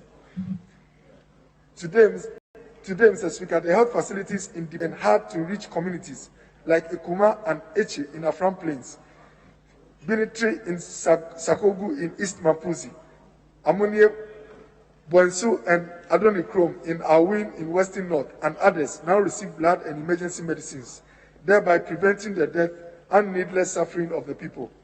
Mr. Speaker, with Zipline, wastage and expiry from overstock of blood and emergency medicines has reduced at health facilities within its service range. I thank you, Mr. Speaker. Much. Yes, Honorable. Thank you, Mr. Speaker, and thank you to the Deputy Minister for the response. I just wanted to find out the Omenako Distribution Center in the Eastern region. What is the scope of reach of that of service of the Eastern region facility? Thank you very much, Honorable Minister. Mr. Speaker, because this is a House of Records, I don't want to state a figure, but I know that it covers quite a significant number of health facilities within the region. But I can't give the exact figure. I'll check it and come back later if you want. Yes, Honorable. Thank you. The reason why I asked was to know what the reach... Honorable, the Minister says he doesn't have those details now. If you want, you may ask a question and then he will come later. But ask it in the usual question way. Please, your next question. All right, Mr. Speaker. Mr. Speaker, I wanted to find out the delivery from the Minister's response. It says some COVID-19 samples were delivered to Noguchi and KCCR.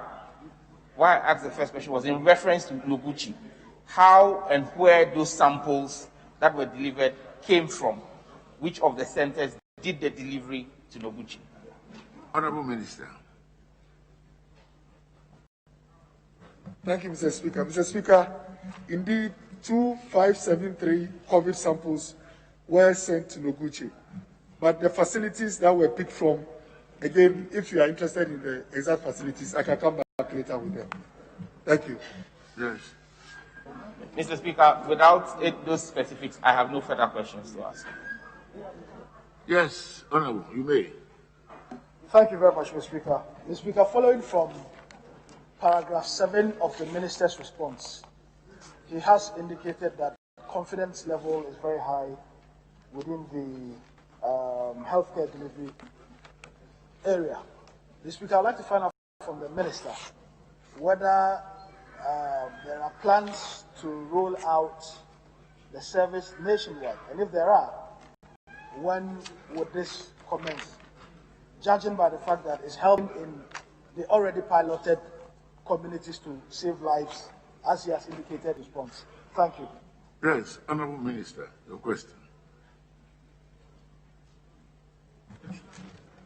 The Speaker, then captured in the second paragraph, the answer says that Zipline has completed its operating from all 4 distribution centers. These are the total number of distribution centers that the program is supposed to cover and operate. And you have one in the southern, middle, and the northern. And so, yes. And so the whole country is covered. But obviously, each distribution center has a specific range. So the one in the northern sector might not necessarily cover every single health facility in the northern region. But the point is that all those within this range of the service have a lot of confidence because within some minutes, you are able to get your medicines delivered. Thank you. Yes, any further questions? Thank you very much. Honorable Minister, then thank you very much for attending to the House and answering our questions. Honorable Majority Chief Whip. Mr. Speaker, if we may consider 11 and 12, items 11 and 12, on page 9.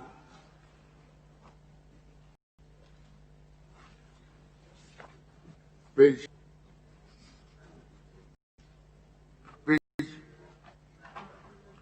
9, on the original order paper.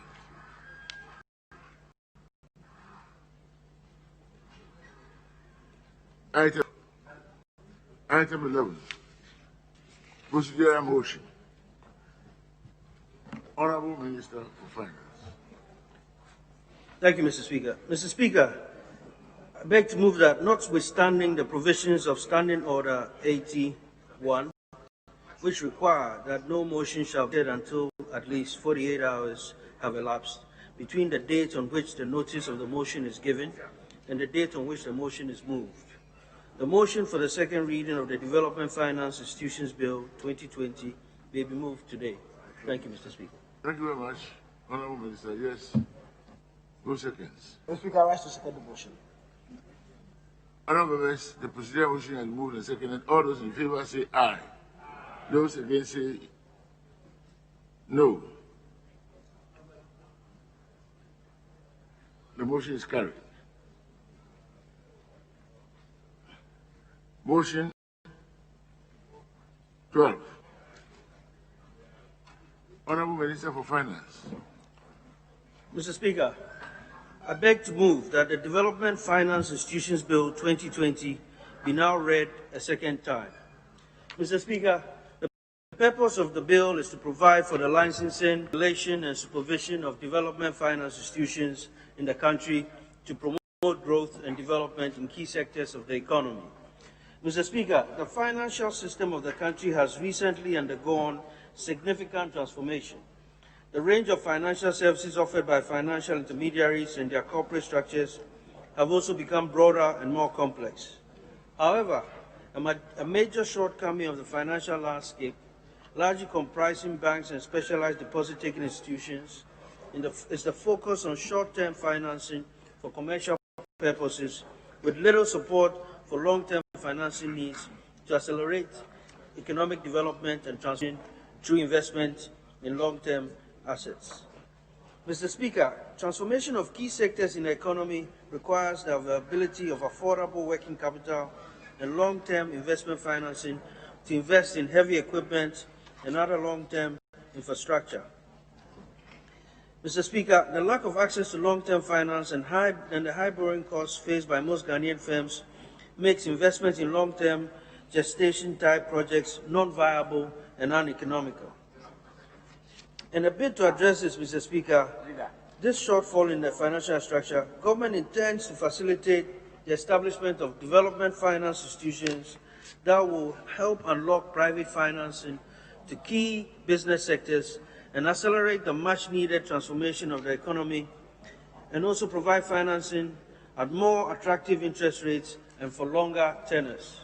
It is expected that these development finance institutions contribute to address the market failures in the Ghana credit markets, thereby helping businesses invest long-term and promote economic growth and job creation.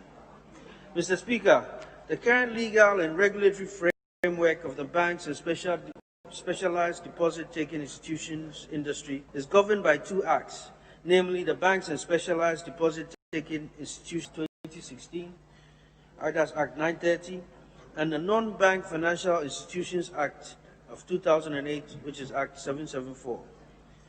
Act 930, Mr. Speaker, specifically regulates only banks and deposit-taking Honorable institutions. Minister, give us a summary. 2 minutes.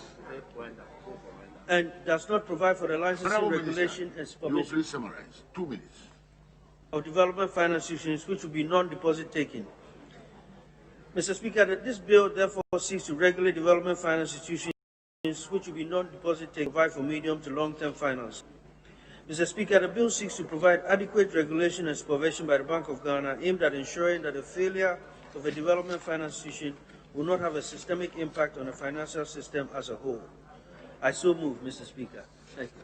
Thank you very much, Honorable Minister. Chairman.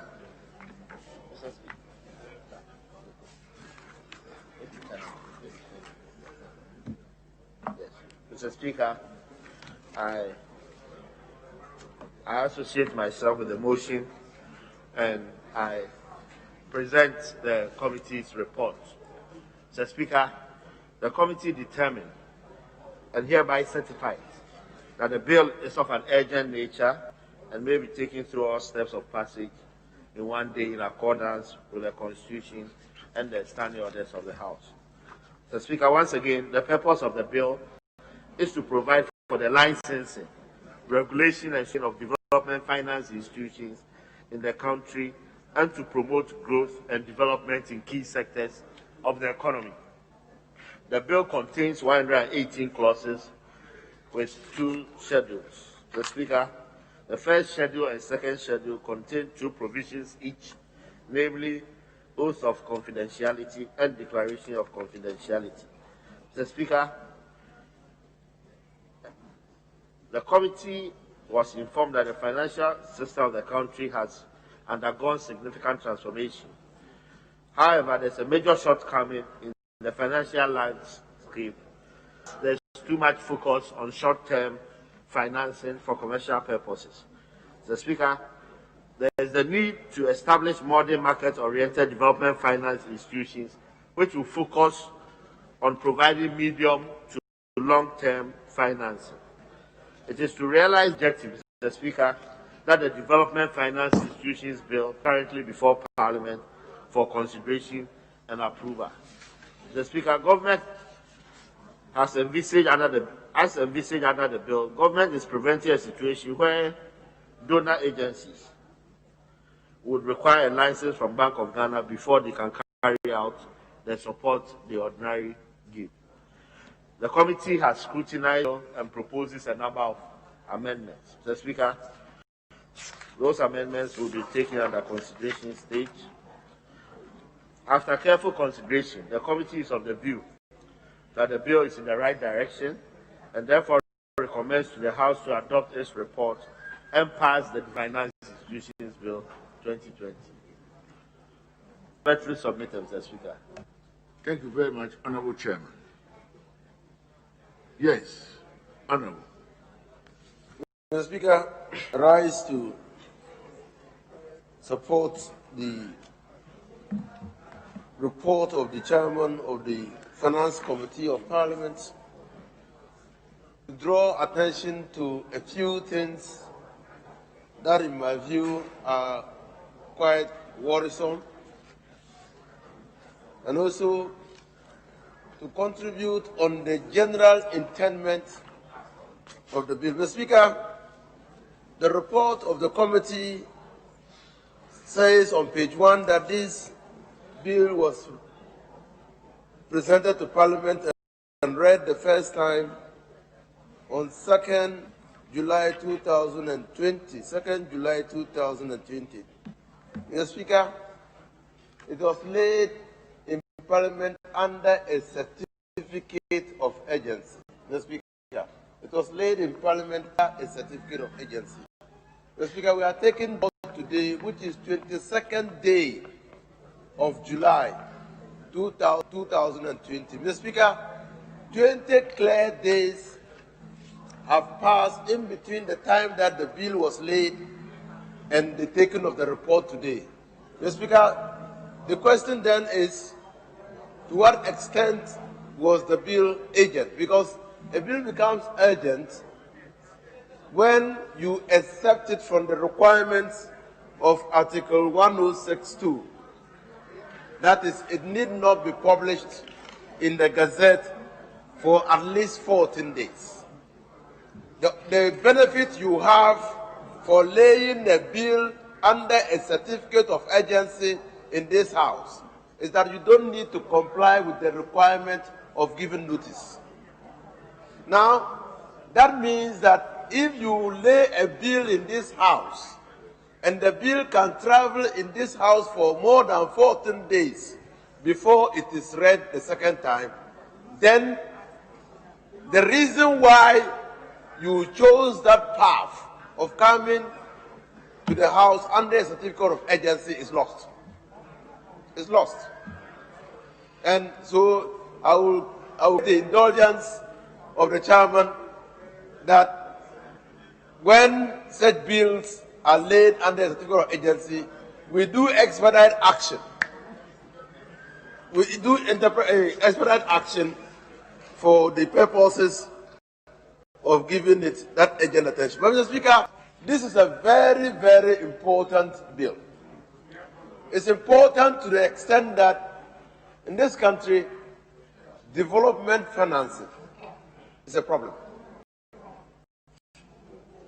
Because even the were initially established for the purposes of lending. Honorable Dr. Akutu Ose. Thank you, Mr. Speaker. Mr. Speaker, my colleague is giving the impression that the business of the House may be determined by the chairman of the committee. Mr. Speaker, the order paper is not the chairman of the committee.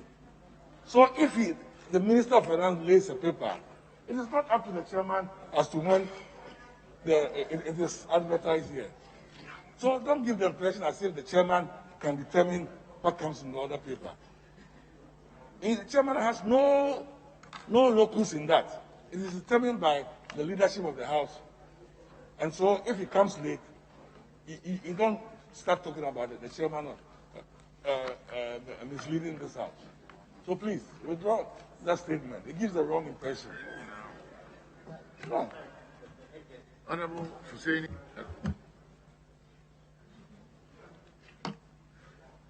Yes, please.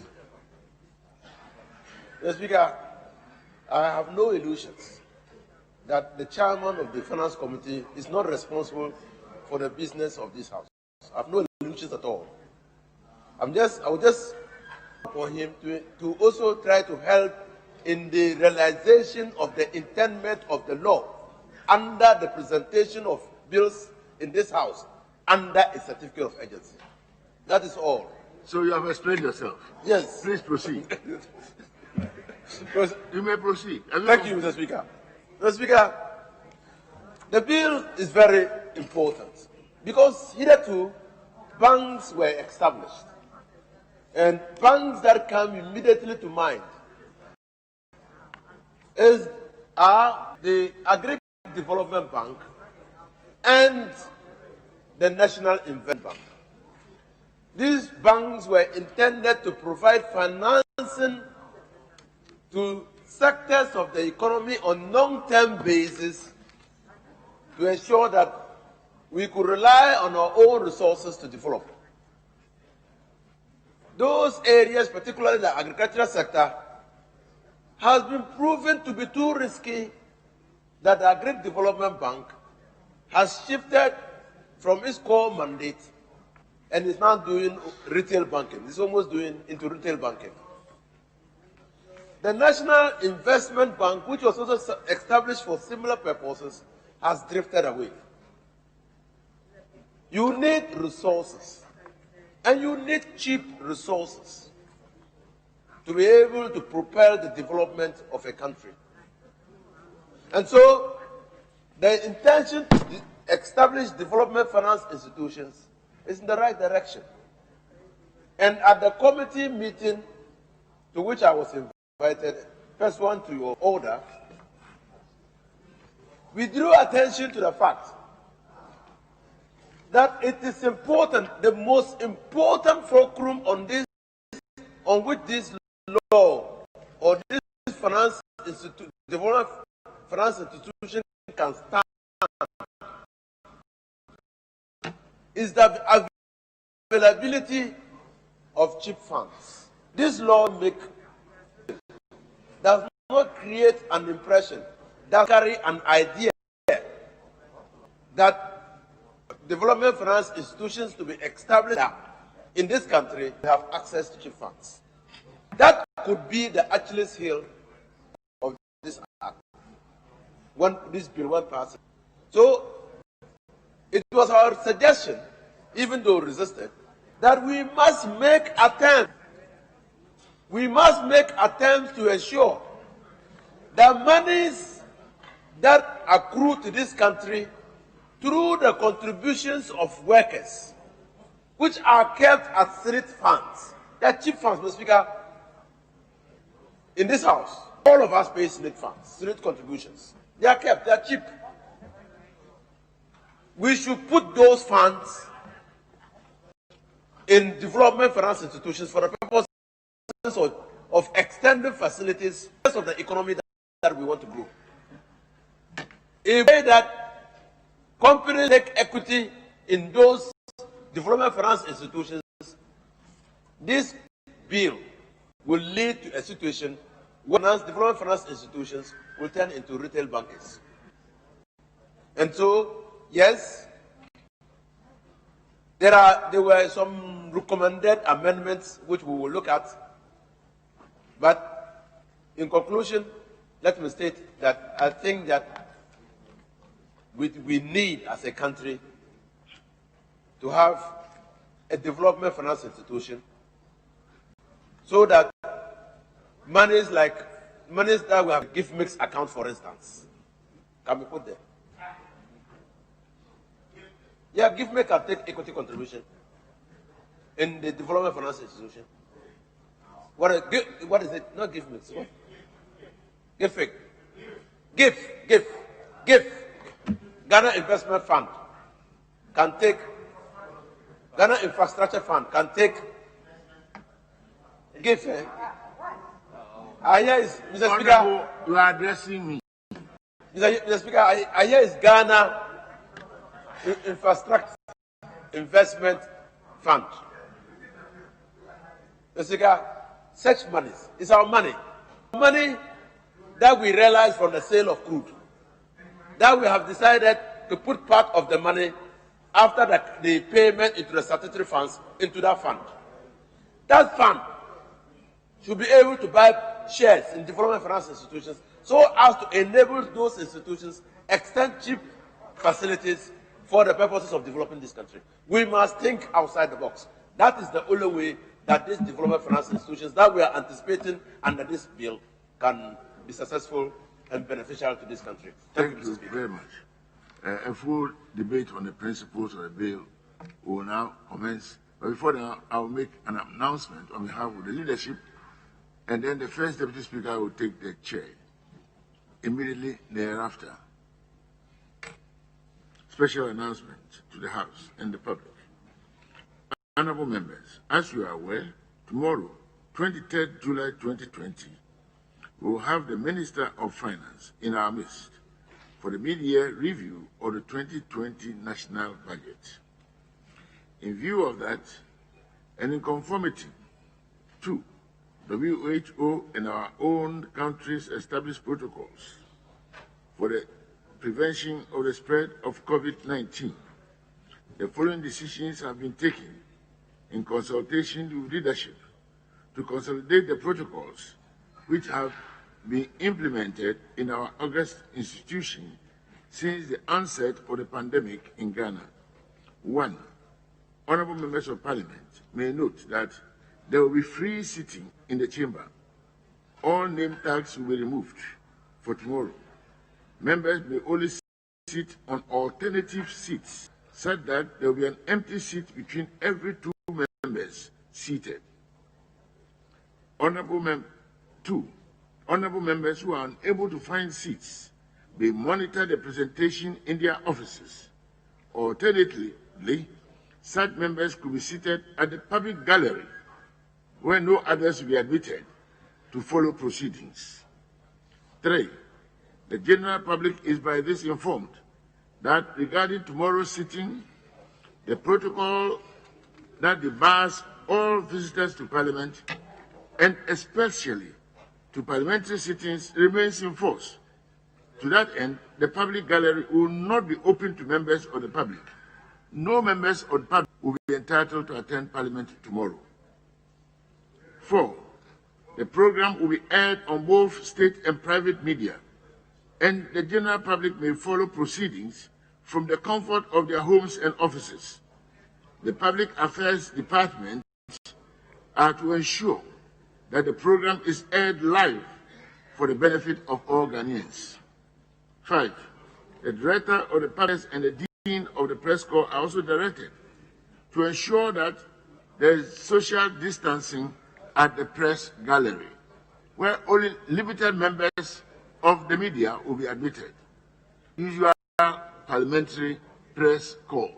Others are to please get their information from them and stay away from this house. It is useful to state that having regard to a limited space available, media personnel other than those identified as members of the parliamentary press corps will be admitted into the house. Other media persons may obtain their information from the parliamentary press corps or from live broadcasts. The marshal is accordingly directed to ensure full compliance. To emphasize, no crowd will be allowed outside the chamber area. Members should please refrain from moving about the chamber, touching other chairs and tables, and going to sit next to others. Social distancing is imperative. And in fact, we want to show a good example to the Ghanaian public as leaders of the people. This announcement will extend through the debate on the presentation tomorrow. The marshal must emphasize and security personnel will ensure that no breaches occur and our directives are complied with. Honorable members and the entire public are required to comply strictly as a good example to our citizens and also for the safety of honorable members and the staff as a whole. We thank you very much.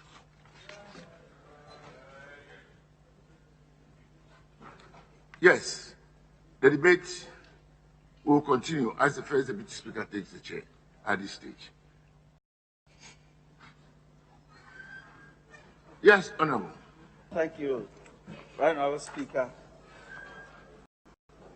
Yeah, this bill seeks to regulate the development financial institutions within the country. So, Speaker, already we have some of these development financial institutions operating in the country. And the lack of a framework, a governing framework like this, does not give them that comfort or confidence to invest large sums of money in the private sector, particularly where they are not permitted to take deposits from the public. So the introduction of the bill to the House of the Speaker, I think it's appropriate and it's going to improve the confidence of this sector of the financial system, so we can raise medium to long-term funding, especially for strategic sectors in the private sector. So, Speaker, several of the clauses have been amended, but the provisions that have been made, which is of interest, Mr. Speaker, for example, the need to obtain licensing before you start operations, the need for corporate governance practices to be adhered to, and also that where dividends are even to be declared and paid, they are all regulated by this bill that has come to the House. So, Speaker, I think that the consideration stage will consider most of the amendments made to the bill. So I'd like to end here and say that I support this motion for the adoption of the bill in this House. I thank you, Mr. Speaker, for the opportunity. I thank you very much. Yes. Yes, Honorable. And then the leadership. Thank you, Mr. Speaker, for the opportunity to contribute to the motion on the development finance institutions. Mr. Speaker, the bill before us is creating or going to create a framework that is going to support development-focused financial institution that I believe is going to complement the existing universal banks and what they do in supporting our development. So, Speaker, I believe that after 60 years of our independence, I believe it is time for us to be able to undertake that will not grow our economy organically, but inorganically. Take quantum steps to be able to intentionally drive what happens to us as a nation, especially when it comes to development. And I believe that these DFIs are going to fulfill, or they're going to fill a gap that has been left for quite so long in respect of how much money we can leverage with development, financial institutions, in respect of how much time funds will be allowed to work or how long they will go. Mr. Speaker, at the committee meeting, we were told that in this proposed bill that is before Parliament, even short term is defined as a minimum of 3 years. So what it means is that if you are working and get funds to support any development agenda, at least if you are going for short term, it will be 3 years, to say the least. Funds that will be brought in by these institutions, Mr. Speaker, are going to be big, and I believe it is going to support us to be able to do what we have to do. So a framework to be able to support and leverage the objective of setting up this institution, Mr. Speaker, to support our development is a step in the right direction, and I encourage members in the House to support this bill. Mr. Speaker, with these few words, I'd like to thank you for the opportunity. Minority leadership. Mr. Speaker, let me thank you for the opportunity to contribute to the motion and to speak in favor of the motion that the Development Finance Institution Bill be read a second time. And Mr. Speaker, in doing so, let me refer you to the second paragraph of the memorandum accompanying the bill, and it reads, "A shortcoming of the financial landscape, largely comprising banks and specialized deposit-taking institutions, is the focus on short-term financing for commercial purposes, with little support for the long-term financing needed to accelerate economic development and transformation." Unquote. Mr. Speaker, I needn't emphasize what has further been added in terms of the data. But Mr. Speaker, national and international development finance institutions are specialized development banks or subsidiaries that are set up to support private sector development in developing countries. They are usually majority owned by national government and source their capital from national or international development funds or benefit from government guarantees. So, Mr. Speaker, wholeheartedly, we support this initiative. The problem in Ghana, which has been consistent 2 decades, access to credit remains the economic wing of the Ghanaian private sector. In fact, that is why the NDC government established the Ghana Infrastructure Fund and further established the Ghana Exim Bank, which has its own assurance of revenue accruing from the CRF value of import in order to give it guarantee. But Mr. Speaker, let me take you to paragraph 3 of the memorandum and read a very interesting quote for our purposes. And it reads, "Experiences from countries that have successfully transformed their economies indicate that development financing institutions can play a key role, provided the development finance are well structured." And Mr. Speaker, this masses insulated from political interference. Oh God, let this dream be realized. Insulated from political interference. The bane of the Ghanaian private sector is our labeling them MPP businesses, NDC businesses. When it comes to support, we give, depending upon the government in power, favoritism and opportunities to those related businesses. How I pray that we realize this goal, that in Ghana, we all will work and reduce our excess partisanship and truly, in a patriotic sense, avoid political interference. Even what has happened in the country. We know what was the state of some banks in 2015 and 2016. They were equally in distress. were those banks declared as other banks were declared? We know the financial position of banks. If you want, we'll name you. In 2013, 14, and 15, they were in huge, deep distress, but they were salvaged. Can we or couldn't we blame political interference for some of those decisions? So, Mr. Speaker, I had the rare privilege to lead Ghana's delegation then to get Ghana admitted into the OECD in Paris, and this was highlighted at the Development Committee level. Therefore, we wholeheartedly support it. But, Mr. Speaker, as the Honorable Inusa observed, ADB, our Finance Committee must be probing in a year how much finance does ADB give to the agricultural sector. NIB, in a year, they should file a report to Parliament. How much finance have they given to the construction industry in Ghana? They don't have record. All of them have drifted away from their core mandate and obligation to assist the state. Indeed, today, NIB is struggling. ADB is struggling.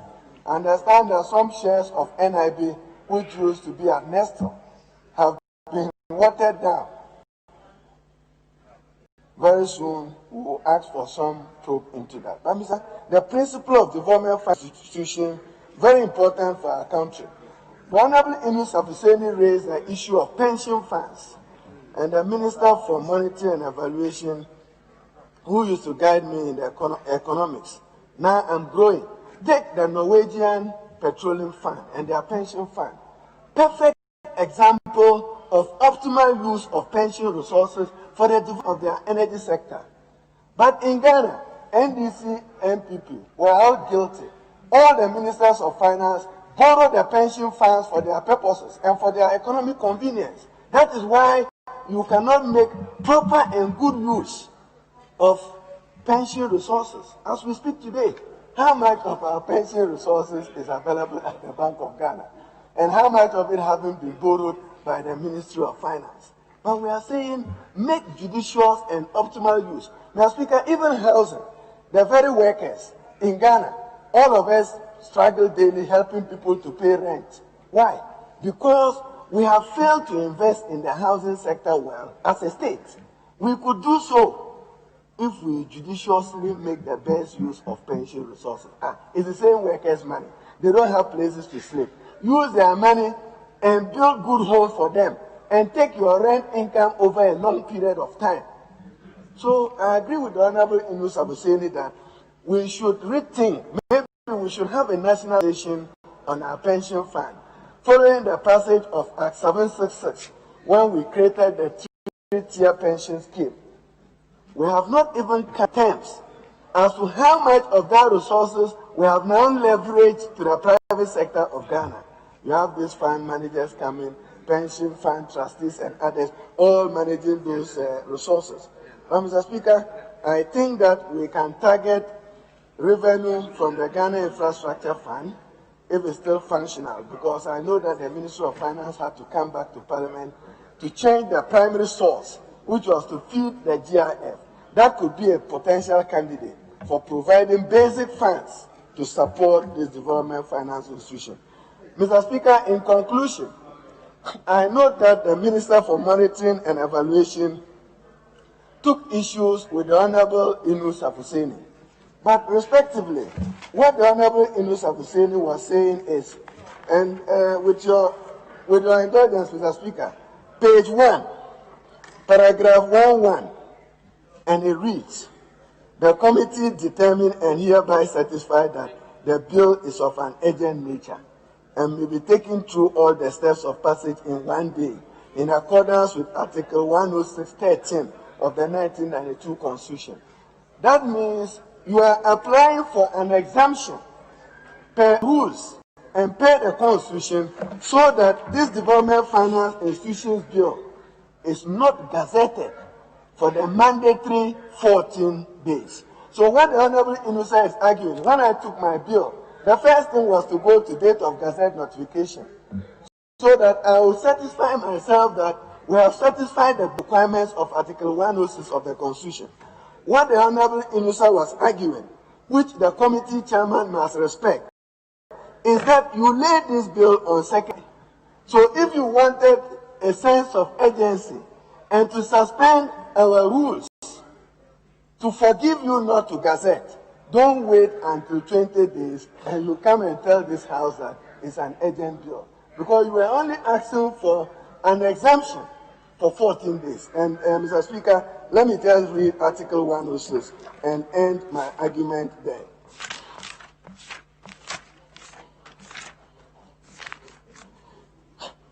Hansard to capture 106.1, you capture the full text. But 106.2 says, no bill other than such a bill as referred to in paragraph A of Article 18 of this Constitution shall be introduced in Parliament unless accompanied by, we've seen the memorandum. And then it goes further to B. It has been published in the Gazette at least 14 days. So we've waived that requirement. In waiving it, let it be real. If we waive it and you come after 20 days, what is the sense of urgency? With this, Mr. Speaker, I support the motion. That's precisely, Mr. Speaker, the issue I was explaining to you. I was explaining to the minister. Honourable members, order. It is not the responsibility of the chairman of the to bring matters to the House. Somebody determines what is going to be the business of the day. So even though he came and request for the 14-day exemption, somebody else had to decide when it was going to come. They did not determine the 20 days. We must look into ourselves, the leadership of the House, to see that on these matters, once the request is granted, we follow up. The chairman closed his way through and said, oh, because I made a request, I'm putting on the other paper. Somebody puts in the other. I don't want to say who. Thank you, Mr. Speaker. Yes, leadership of the majority. Thank you, Mr. Speaker. Mr. Speaker, for the opportunity to also support the report of the Finance Committee and also adopt the report and grant them the urgency nature of this bill. Mr. Speaker, they are asking that we allow them to take this bill through the certificate of urgency.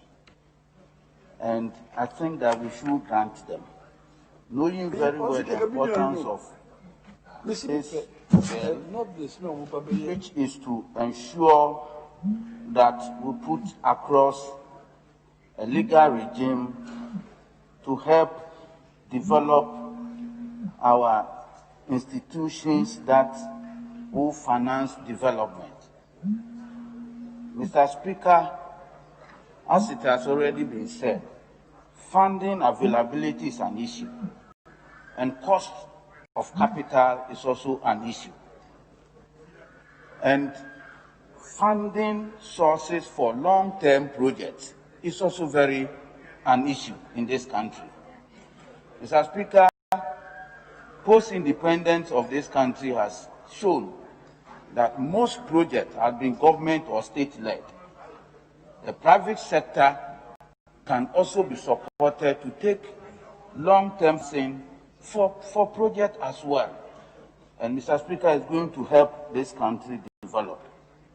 Mr. Speaker, there are lessons we should learn from this COVID-19 by making ourselves ready, such that the economy of this country can be developed to an extent that any time that we have human security issues, like this pandemic that has endangered the entire world, Ghana we should go to withstand such situations because we've been able to develop our economy to that extent. Mr. Speaker, we must also take cognizance of the regulatory powers that we've given to Bank of Ghana.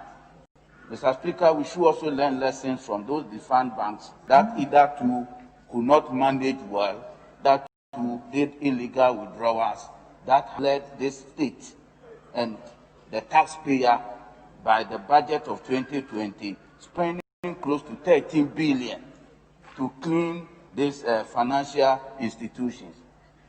Developing an institution like this, like the independence of the Bank of Ghana, must be allowed to do their regulations such that the monitoring and evaluation of such institutions will be in the interest of this country.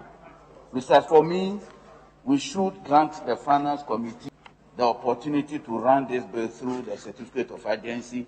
I know they've done a lot of stakeholders meetings, because such an important bill cannot keep stakeholders and their involvement and their contributions into such an important bill that is supposed to live long for this country and ensure that of this country. I believe that during those days that we're leading about from, is it 2nd July and so forth, the Finance Committee must have done those engagements which are very important.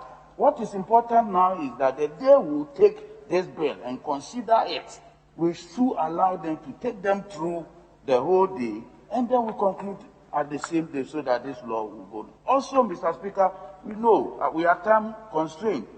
By the time we will rise by 7th August, it's a very time constraint for this House. And therefore, we should allow them to do that. Then at the end of the day, we also engage them to observe their oversight responsibilities over those institutions. I thank you for the opportunity. I want to urge all members, let us adopt the report. Let's encourage the Finance Committee to do this under certificate of agency. I'm grateful, Mr. Speaker. Yes, Honourable Member for Futu. Mr. Speaker, I thank you for the opportunity. Mr. Speaker, I rise on a point of law in respect of the Constitution as quoted by my respected senior Harun Idrisu. Mr. Speaker, he relied heavily on Article 106, 1 to 9, and rather, I don't want to say conveniently, but the relevance of the issue he raised was anchored on 106.13. And for the purposes of his own observation and objection, I would want the record to capture 106.13, which clearly allows the Finance Committee to do that which it is doing now.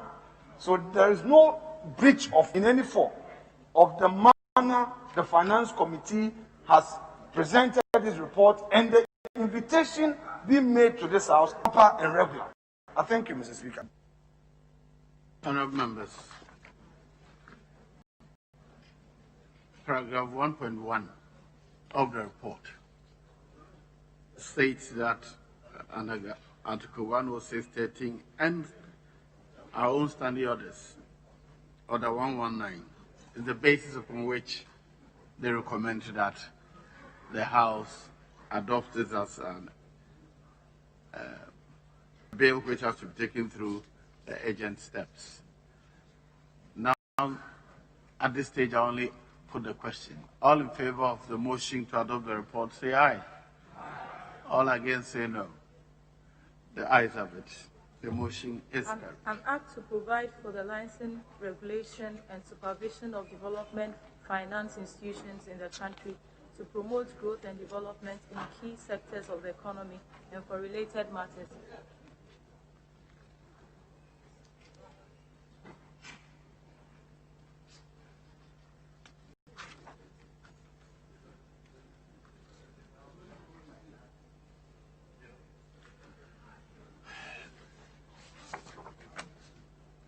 The Finance Institutions Bill 2020 is read the second time.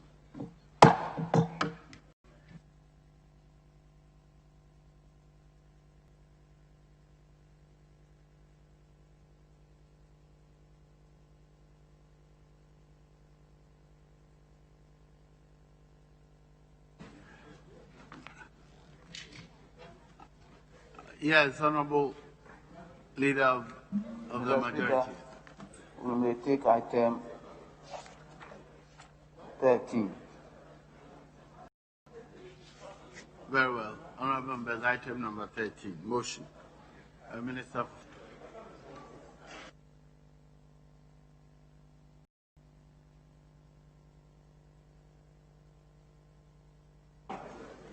Mr. Speaker, I so move that notwithstanding the provisions of Standing Order 81, which require that no motion shall be debated until at least 48 hours have elapsed between the date on which notice of the motion is given and the date on which the motion is moved, the motion for the second reading of the Minerals Income Investment Fund Amendment Bill 2020 may be moved today. Thank you, Mr. Speaker. Tell it off. Yes. Speaker, I second the procedural motion. Honorable members, the procedural motion has been moved and seconded. All in favor of the motion say aye. All against say no. The ayes have it. The motion is carried. Item number 14.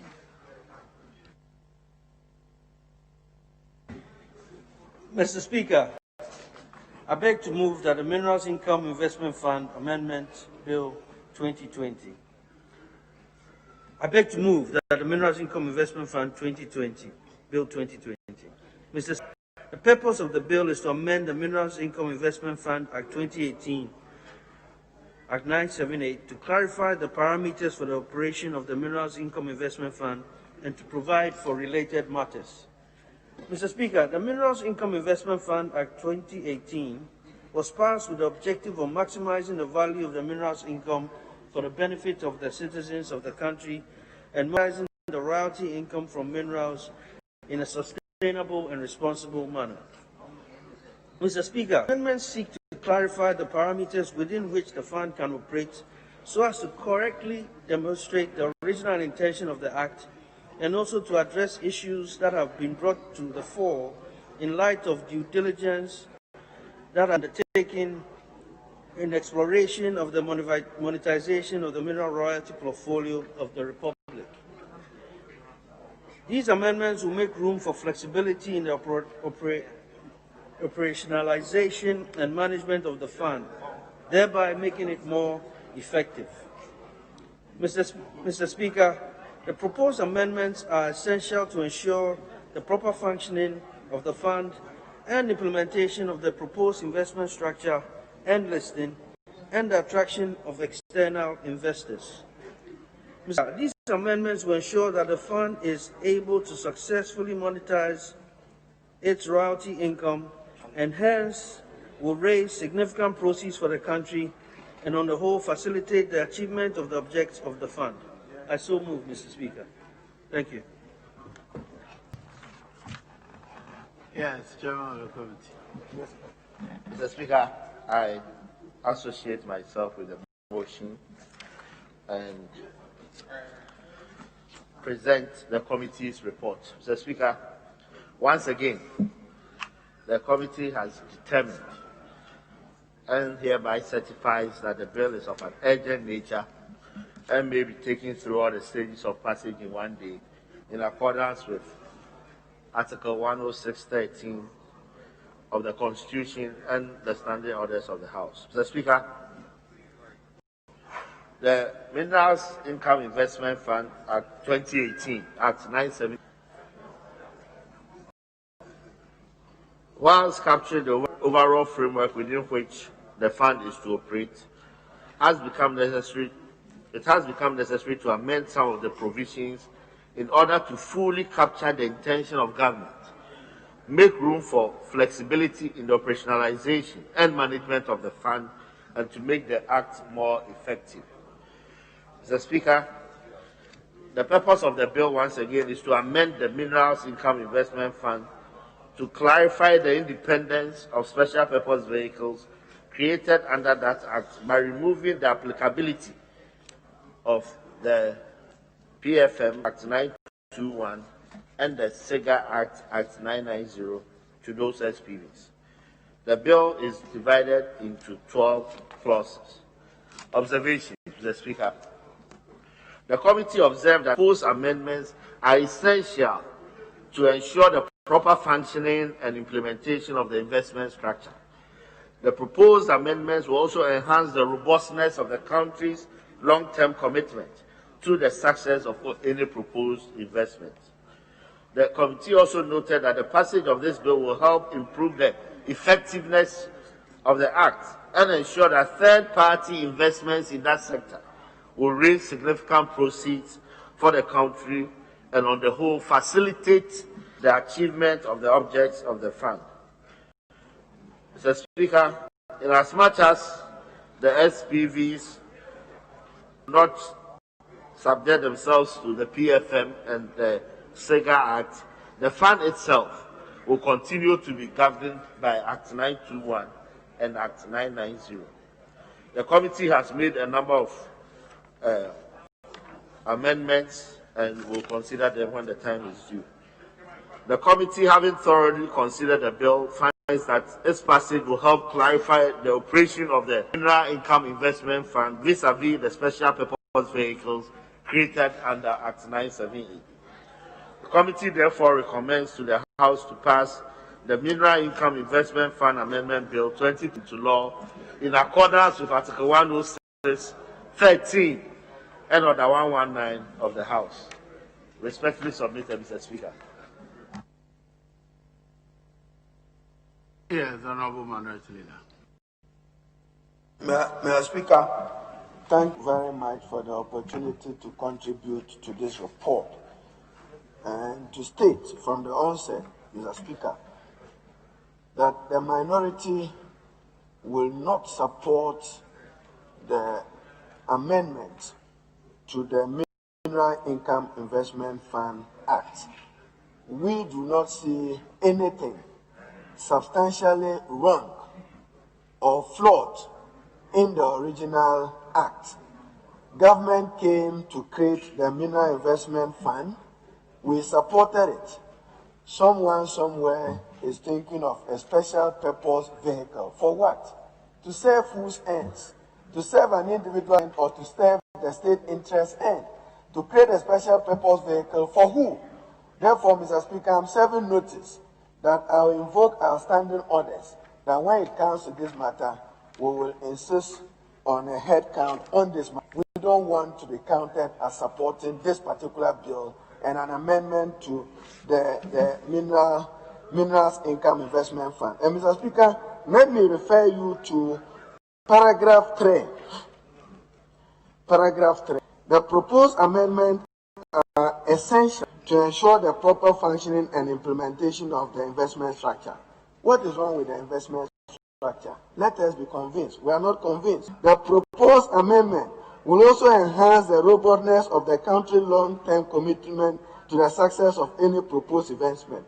But, Mr. Speaker, this is where our concern is. And I quote, Clause 1 of the bill amends Section 3 of the Act to enable the fund hold direct or indirect equity interest in a special purpose vehicle. We will demand to know the full details of the anticipated special purpose vehicle. If SNIC decides to invest in Goya, that's direct investment. Must somebody stand between SNIC and that investment in Goya? No. Therefore, Mr. Speaker, Clause 1 of the bill, we will not support an amendment to the fund so that its interest is held directly or indirectly by some individual person. It should be held by the state, the institutions to which these funds are accrued. So in principle, I have to serve you notice because you know I didn't attend conclave. Maybe you should stand it down for further consultation with leadership. But yes, if not, I'm saying we will go to a vote. We'll subject this to a vote because we want it to be known that we, the minority in Parliament, we do not support any attempt or effort by government to create a special purpose vehicle to hold indirect interest in any fund anywhere. So, Mr. Speaker, let me refer you to the standing orders that I intend to invoke. Honorable Minister for purposes. Evaluation. 113. I'm surprised as the minority leader.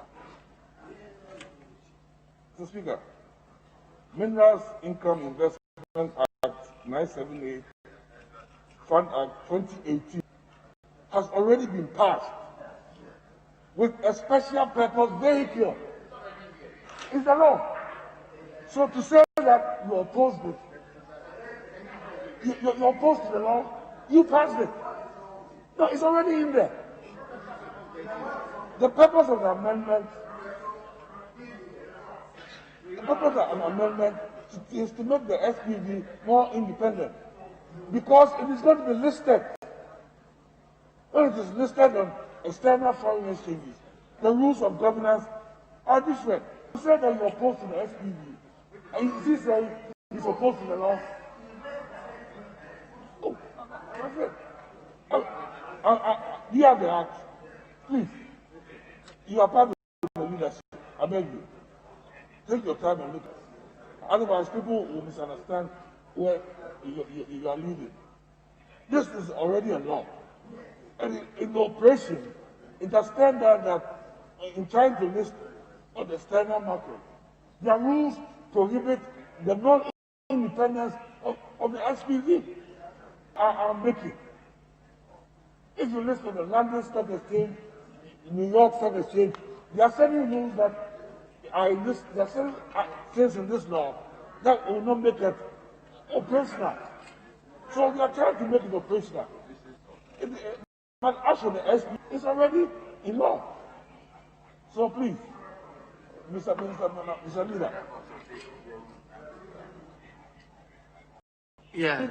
Consultations we can have. Mr. Speaker, as you recall, I situated my contribution referring you to a paragraph. I quoted the paragraph on operationalization. Then I went to the fourth paragraph where I quoted the direct or indirect equity interest and stated why it's not the special purpose vehicle, but the holding of the interest I emphasize. So my colleague, the minister, should take note. My emphasis was to hold direct or indirect. And even as I gave the example of Smith, I clarified that where the interest is directly held by Smith, I have no difficulty. But indirect by an individual, we know individuals, third companies anticipating this. That is why I say there must be further consultation.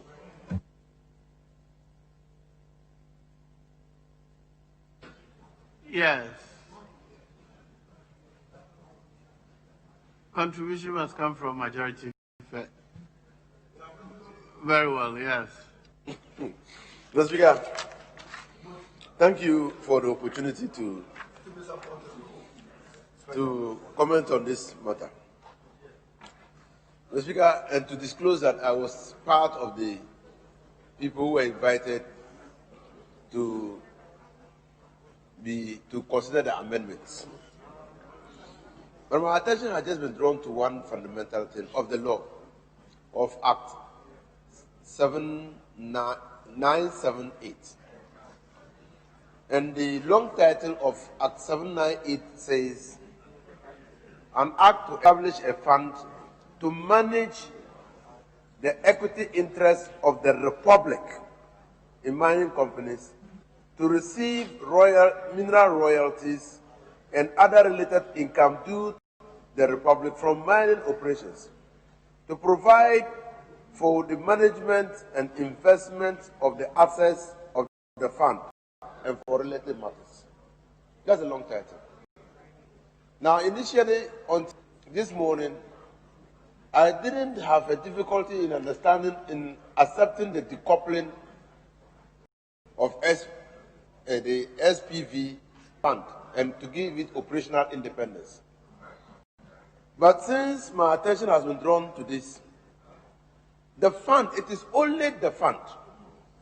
It is only the fund that can manage equity interests of the Republic. And so if an SPV is created, an SPV will be an instrument of the fund for the purposes of managing mineral royalties.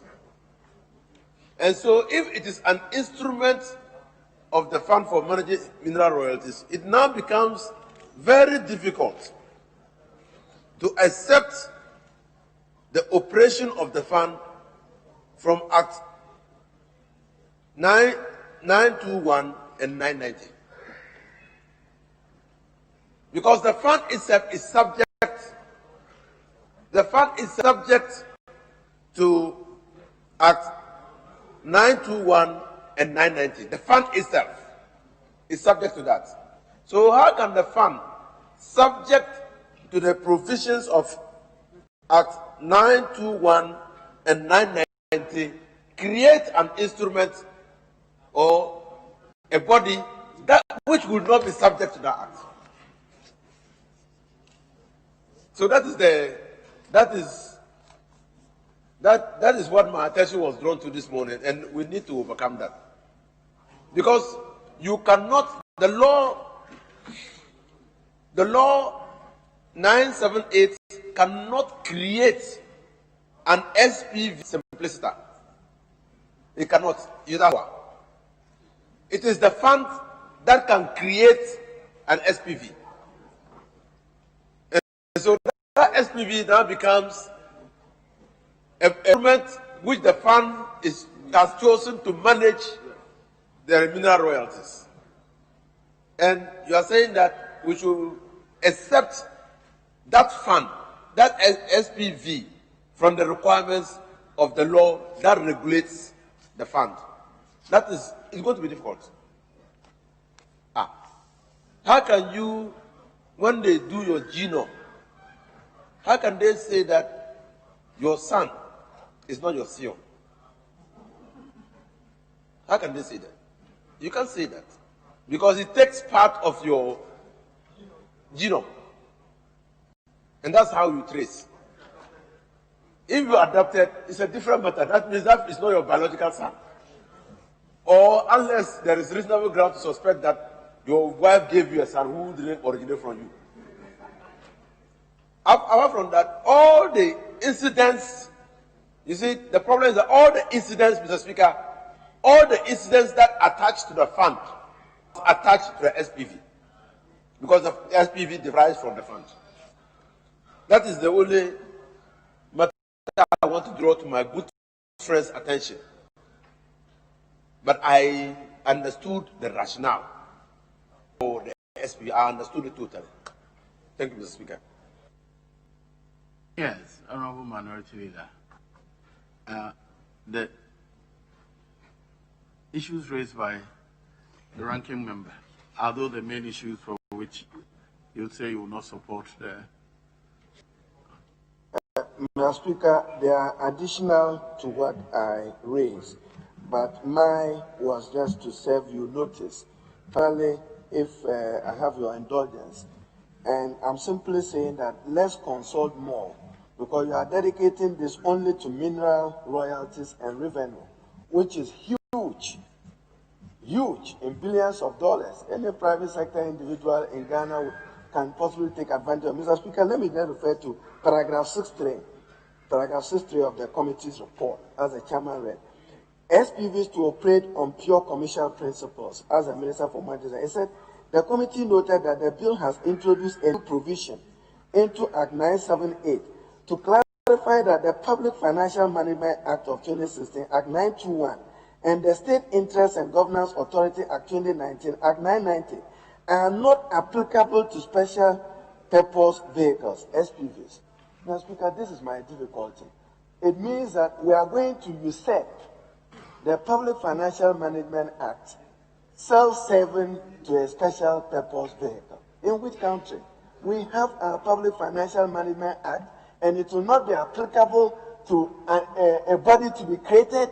Where is accountability? Where is transparency? That governs our public expenditure management system. And he knows it was one of the requirements of the fund, the IMF, between 2013, 2014, right back even to your era. they insisted that for prudent public financial management, a special expenditure, we should have the PFM.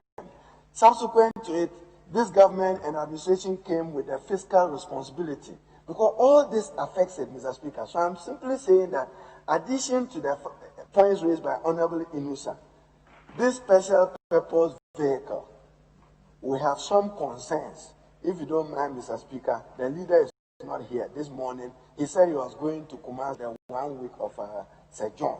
So, honorably, we can look at other motions. Then tomorrow, you consult Mr. Speaker further. But if you want to proceed further, we can. But we say that we want to vote on it. And I'll issue a 9-line whip for my members to oppose it, in principle, for the record. Thank you. I just want us to understand this, that if we create a business, compete in the open market, we should also subject that business to the rules of the public sector. Is that not the kind of situation we have here?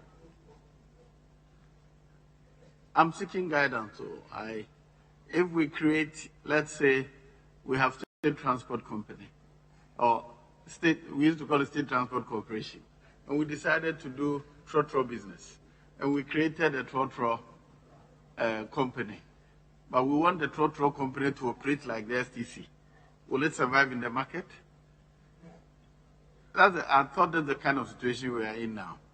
So probably, well, we'll have to discuss the matter. Yes, Honorable Deputy Minister. Thank you, Mr. Speaker. Mr. Speaker, we are trying to address a situation here where the purpose of the creation of the Special People's Vehicle is to be able to list it on a stock exchange and international exchange. As such, the vehicle will be subject to the laws of the stock exchange. And only the laws, and investors will come into this vehicle on the basis of their familiarity and understanding of the laws of the stock exchange to which this vehicle is on. Mr. Speaker, if I may take members back to the powers of the fund, which is under clause 3 of the Act. It says the fund may create equity interest in a special purpose vehicle in any jurisdiction in furtherance of its objects, and the special purpose vehicle shall be free to operate as a regular commercial company. B, procure the listing of the special purpose vehicle on any reputable stock exchange considers appropriate. C, assign or transfer all or any of its rights to mineral income to a special purpose vehicle in furtherance of the objectives of the fund, including through allocation agreements and stability agreements. D, assign or transfer all or any of the mineral equity interests held on behalf of the Republic to a special purpose vehicle in furtherance of the objects of the fund. So, Mr. Speaker, the very essence by which we brought this bill to the House and which was approved and passed by this August House was to give the fund the power to create a vehicle which it could then list, and based on the listing, attract investors who would then benefit from these royalty flows.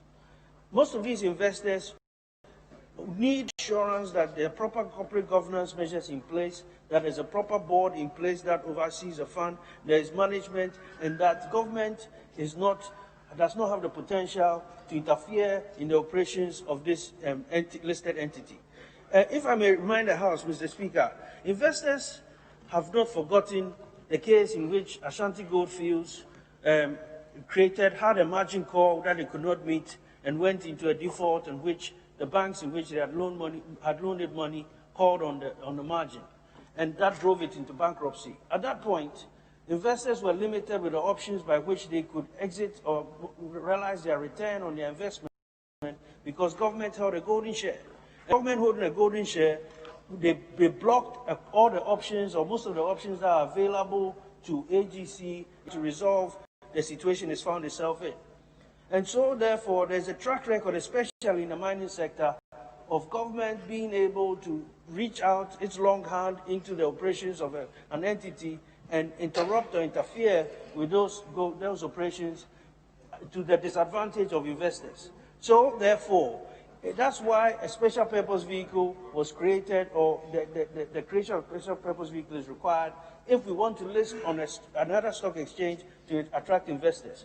And that vehicle has to be subject to the rules and regulations of that exchange and operate under the governance of operations of a normal corporate entity with the proper governance structures in place. Yes, Mr. Speaker, government can still be a shareholder, but that's where it ends. They are a shareholder, they may have board representation. For all intents and purposes, the operation of the entity should be able to operate like any other commercial entity that investors are shareholders in.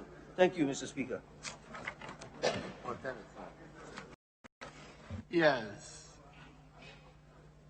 Honorable. Thank you very much, Mr. Speaker.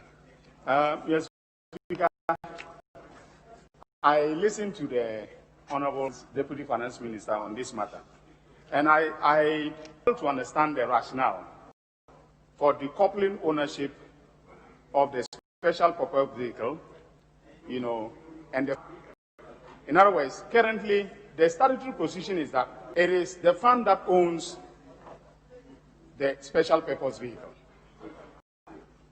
And so if you are listing the special purpose vehicle on the stock exchange, are you saying that the ownership of the fund cannot be diluted in such a way that your investors will be comfortable shares in the special purpose without necessarily the fund should have no role whatsoever to play as far as the operations, the ownership, and management of that special purpose vehicle is concerned? Is that a rationale for this attempt to decouple the special vehicle from the risk in the fund?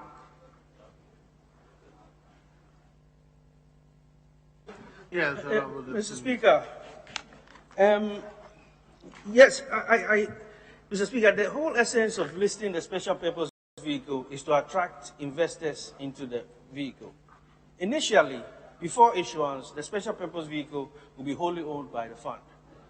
Once the vehicle is incorporated and is listed, the shares will be sold to the public, including Ghanaian citizens and investors, international investors. These investors will buy shares in the entity so that upon the completion of the initial public offering, we may have a situation where 49% of the shares are now owned by foreign and local investors and 51% by government. But what the concern is from these potential investors who may want to buy shares into the vehicle is that, look, I don't want to come and buy shares in this vehicle, but then this vehicle does not operate like any normal company, but is still under the cloud or the supervision of government. And government has the ability to reach out into the company and interfere with the operations. So I want to be that we are not subject to the same PFM type rules that a government entity like the fund itself are subject to. Mr. Speaker, may I remind you that the fund, actually, the board of the fund is appointed by the president, the CEO of the fund is by the president, the investor advisory members of the fund is appointed by the. So for all intents and purposes, this vehicle is a government vehicle. That is of concern to investors who want to come and invest in the SPV. Because if, for example, if tomorrow the government was to change, it does not mean that the management of the SPV, which is now listed on an international entity, would automatically be forced to change its management and board members. That is the concern. That is the concern of investors. They want to know that corporate or this entity will operate just as any other commercial entity that is listed on a stock exchange and that ascribes to the same corporate governance, procedures, and oversight as any other listed entity. Mr. Speaker, it's as simple as that. Thank you, Mr. Speaker.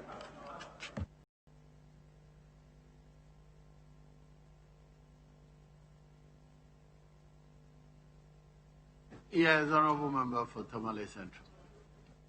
Mr. Speaker, I think that I know that we are hard pressed again. We are hard pressed for time, but I think that we should allow for. I'm praying, Mr. Speaker, to allow for further consultation on this matter because the The more we debate, the more we confuse the issues. Malaysia had an MDF. It was a special purpose vehicle. It was a special purpose vehicle. It was controlled entirely. Appointment of all the directors was by the Malaysian government. But they still were able to raise a lot of money. So it doesn't depend, especially the ability of a special purpose vehicle to raise money doesn't depend on the authority that appointed the directors. It depends on the credibility of the authorities and the credibility of the directors of the purpose vehicle. It doesn't depend on it. But again, all the monies MDF raised in Malaysia were foreign. But MDF was subject to the laws. It was. And in any case, if you establish a special purpose vehicle, because under the original law, and that's why I supported the amendment, create and hold shares in a special purpose vehicle. In the law. Now, so when you read that law, is it create shares in a special purpose vehicle or create a special purpose vehicle? So it was ambiguous, so I supported the amendment. But if you come to think about it, if the fund creates a special purpose vehicle and holds equity shares in the special purpose vehicle, and it's the majority shareholder, or if all the shares are held by the fund, the requirements of 921 will apply. To be able to raise a loan by the special purpose vehicle, they need the approval of the Minister of Finance. And that is the only provision that will apply. Any commercial entity in which or public entity in which the state has an interest cannot raise money by itself unless it is this house that gives it the power. It must be with the approval of the Minister of Finance. The Public Financial Management Act. So I think that I'll pray the chairman, my good friend, to see whether we can, leadership, where you can meet and have this matter expeditiously so that we all understand. Thank you, Mr. Speaker. Well, I'll take one each and we'll take it. Yes. Mr. Speaker, I think, my dear friend has actually answered my question in the sense that, he said the PFM makes it a requirement that only the finance minister can approve an entity loan. By these amendments, we are trying to say that this should be exempt from the PFM, which will allow it as a special vehicle that is listed to subject itself to the rules of the exchange upon which it's listed and not to those of the finance minister. That is the essence of some of these amendments proposed. Mr. Speaker, I'll go on further suggest that I do not know if the Malaysian Development Fund, MD1, as it was known, is an adequate example. MD1, actually, the president of Malaysia at the time is now in court because of that particular entity, because he interfered in the operations and used that as a raise money, over $6 billion that was done by Goldman Sachs for that fund. And it is alleged that he was using the funds for his own businesses, including the purchasing of properties in his own name. So, what we are trying to do in this case is exactly the opposite. Remove the ability for the government to be able to step into this vehicle and be able to use a vehicle to do anything other than what it's supposed to do under what its board requires. Thank you, Mr. Speaker. All right, Honorable Minority Leader. Madam Speaker, I appreciate it. That's why I'm saying that the Honorable Minister for Monitoring and Evaluation, as I was contributing, referred to the fact that when you go to Act 978, powers of the fund may, and with your indulgence, procure the listing of the special purpose vehicle on any reputable stock exchange that it considers appropriate.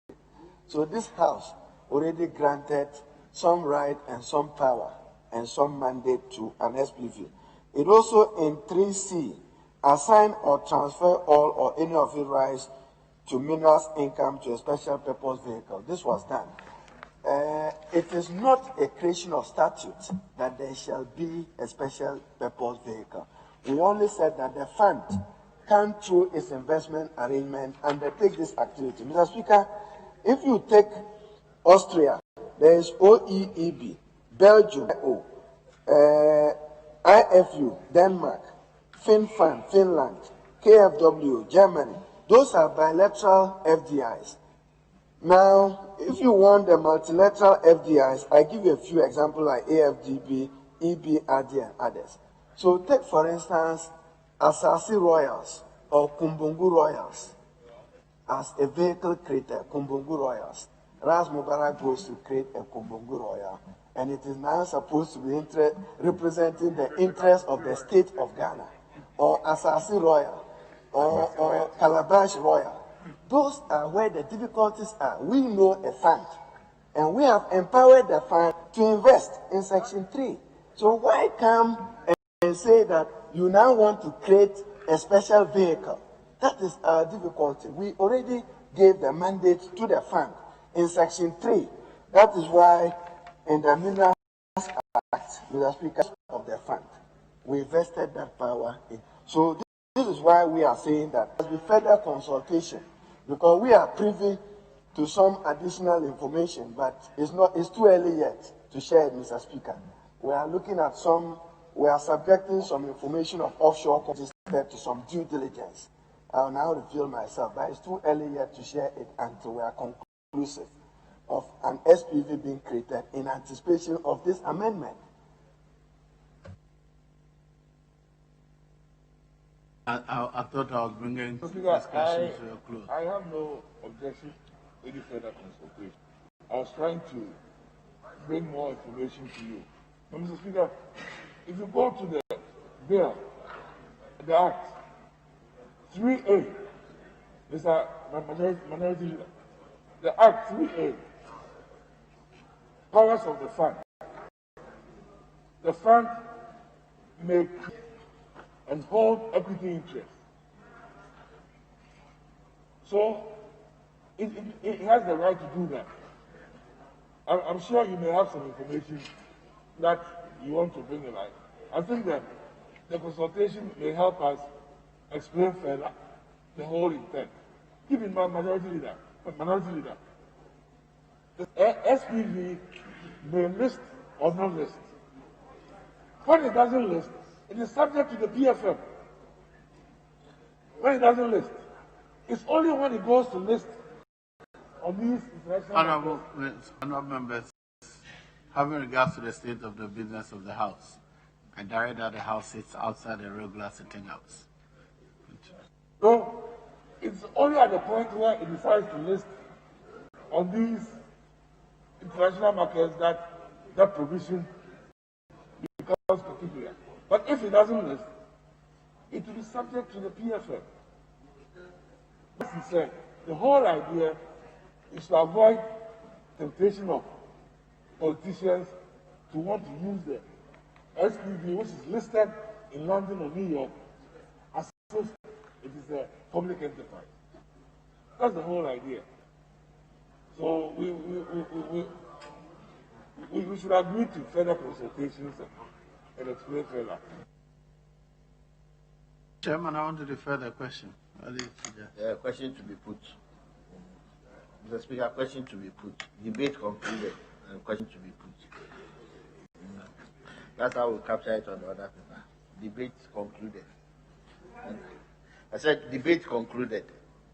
And question to be put.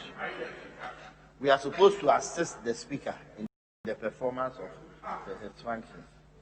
So, Mr. Speaker, if you defer the question. Yes, available. Thank you, Mr. Speaker. Mr. Speaker, I believe strongly that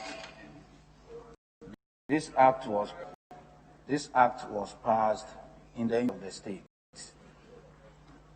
Mr. Speaker, the act was passed because the state equity interest and utilization of the royalties for the state was to be managed in the interest of the state, and also to show openness for good governance, and also to ensure that the investment of such royalties and other incomes coming from a state engaging with other companies in the mining industry is to the benefit of the state. It is in that vein that the two sides agreed to pass that bill in act, which we think that will be very important for the state. Either to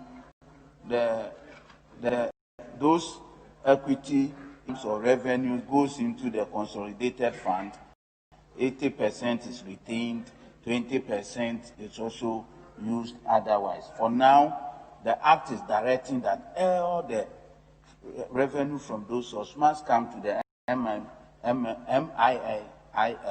that it will be openly disbursed, and then we'll look at it. Because looking at the debate so far, I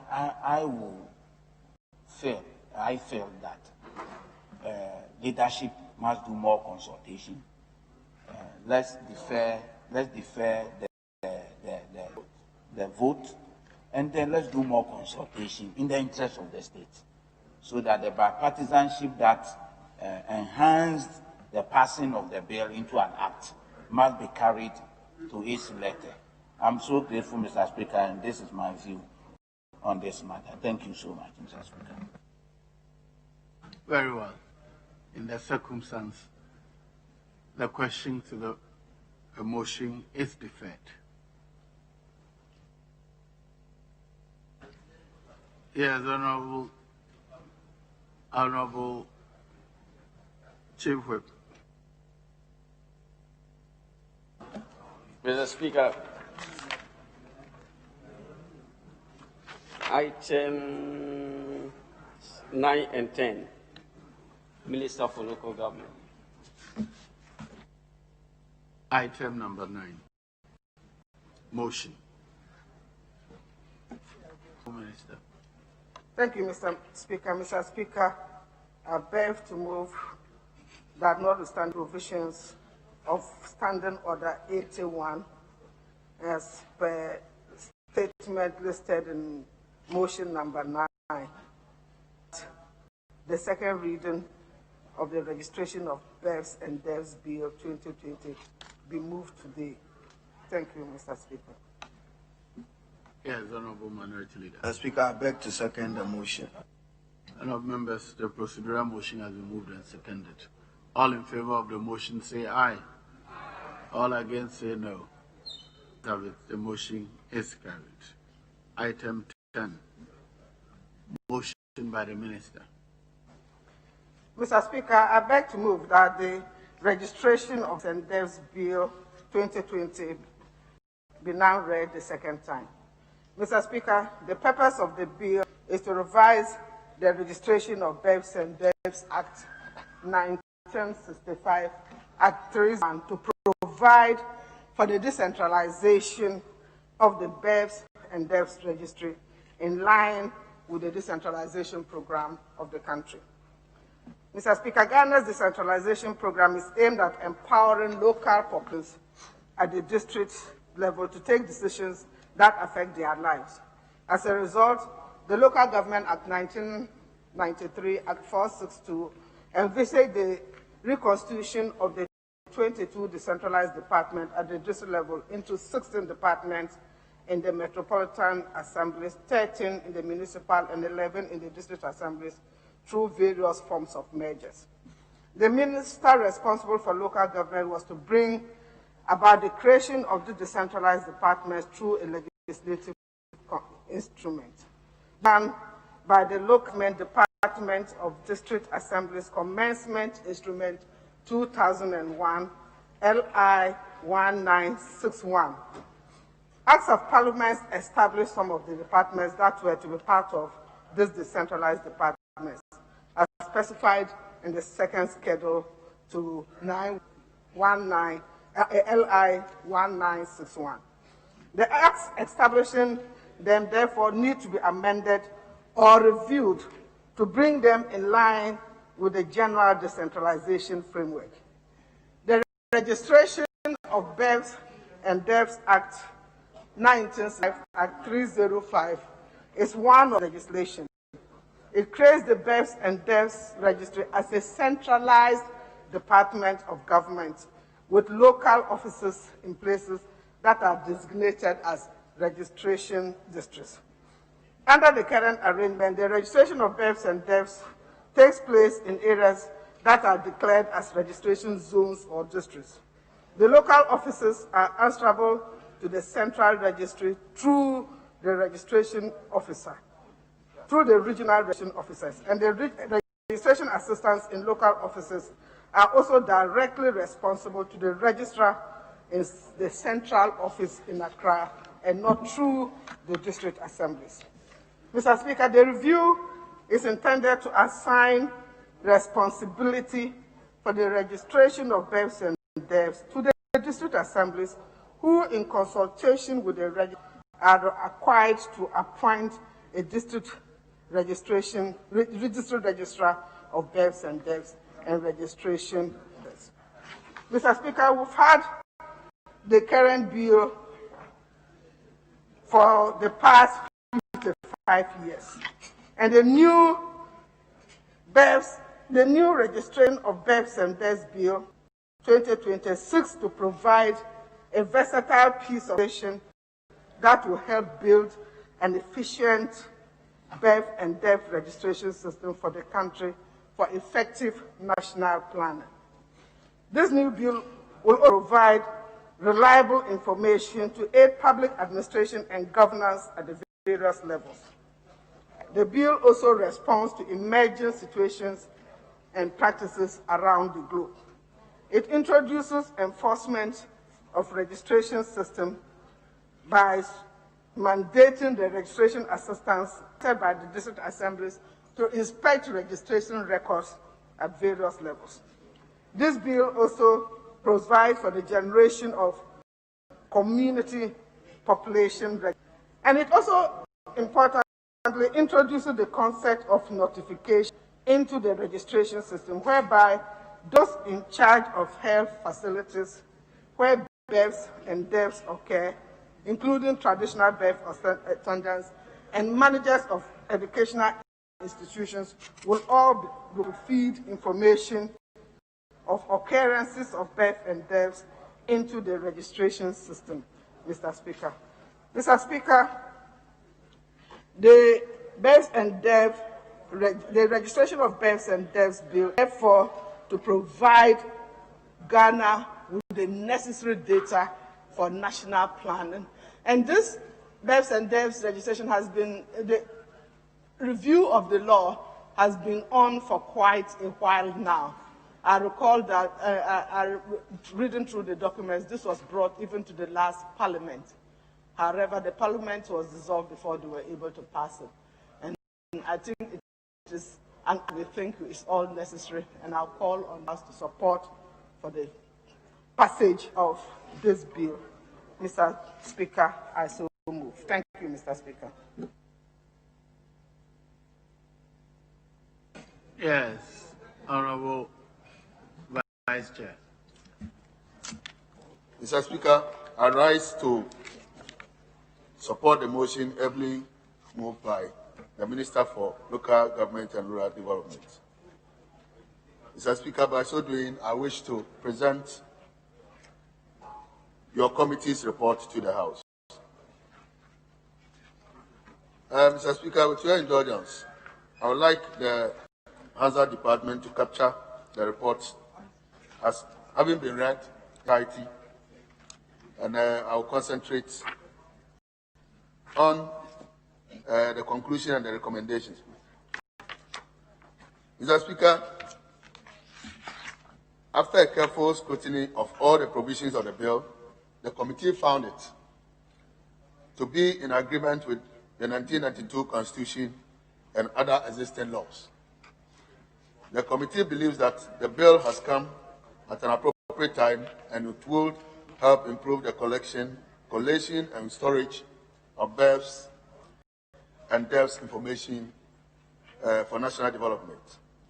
The committee therefore recommends that the House adopts its report and pass it into law, the registration of births and deaths bill 20, subject to the attached amendments to be introduced at the consideration stage of the bill. I so submit, Mr. Speaker. Yes, Honorable Ranking Member.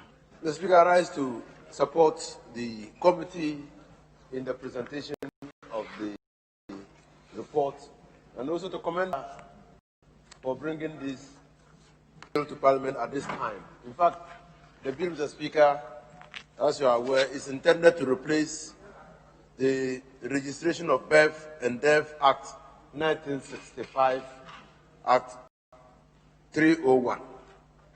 No, there's no need saying that this act is outdated.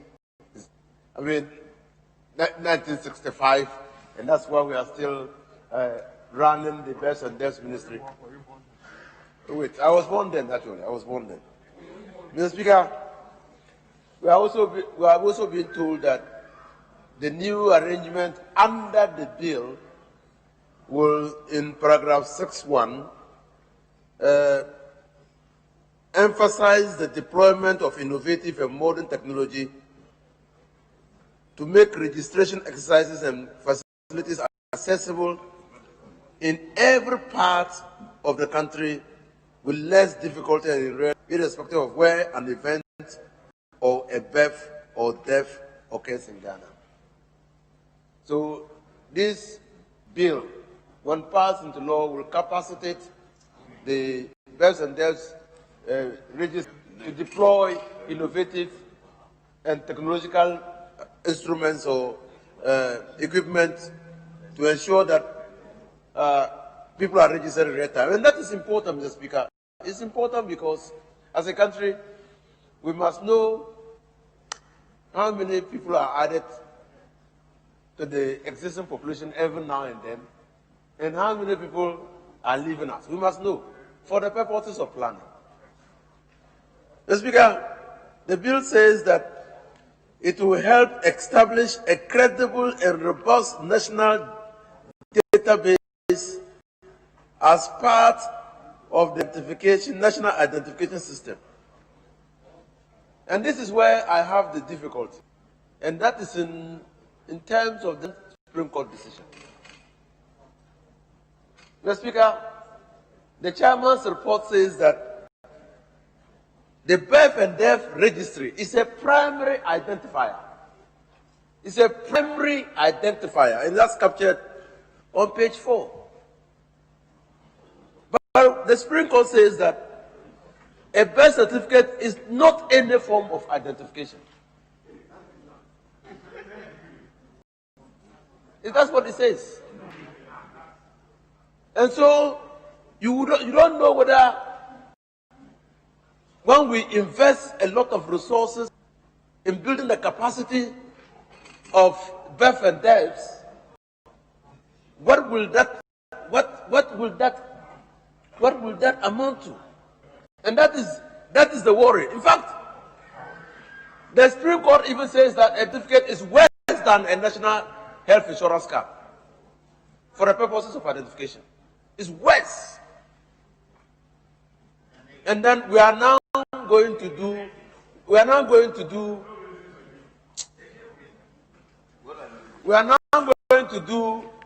a law that will empower. I just hope that we will find a way to reconcile the decision, because I have believed that the birth certificate is sine qua non for the establishment of a person's identity in this country. Because we all know that when a child is born, the child's name is there, the date of birth is there, but they don't indicate nationality. We all know. when a child is born, they don't indicate nationality, but they indicate the father. After the name of the father, they indicate nationality. And the name of the mother, nationality, but the child's nationality is not mentioned. Why? Because Article 45 creates a presumption. And that's how the birth certificate is relevant. Article 45 says that a person born to parents who are Ghanaians is a what? A Ghanaian.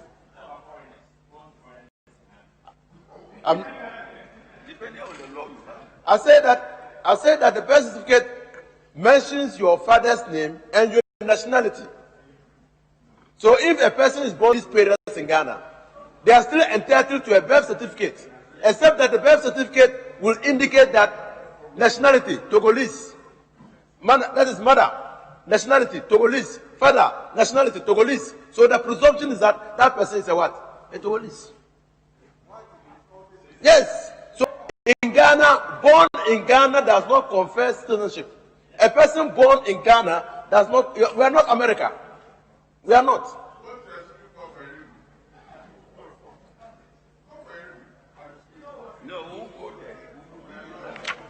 So, Mr. Speaker, I have no doubt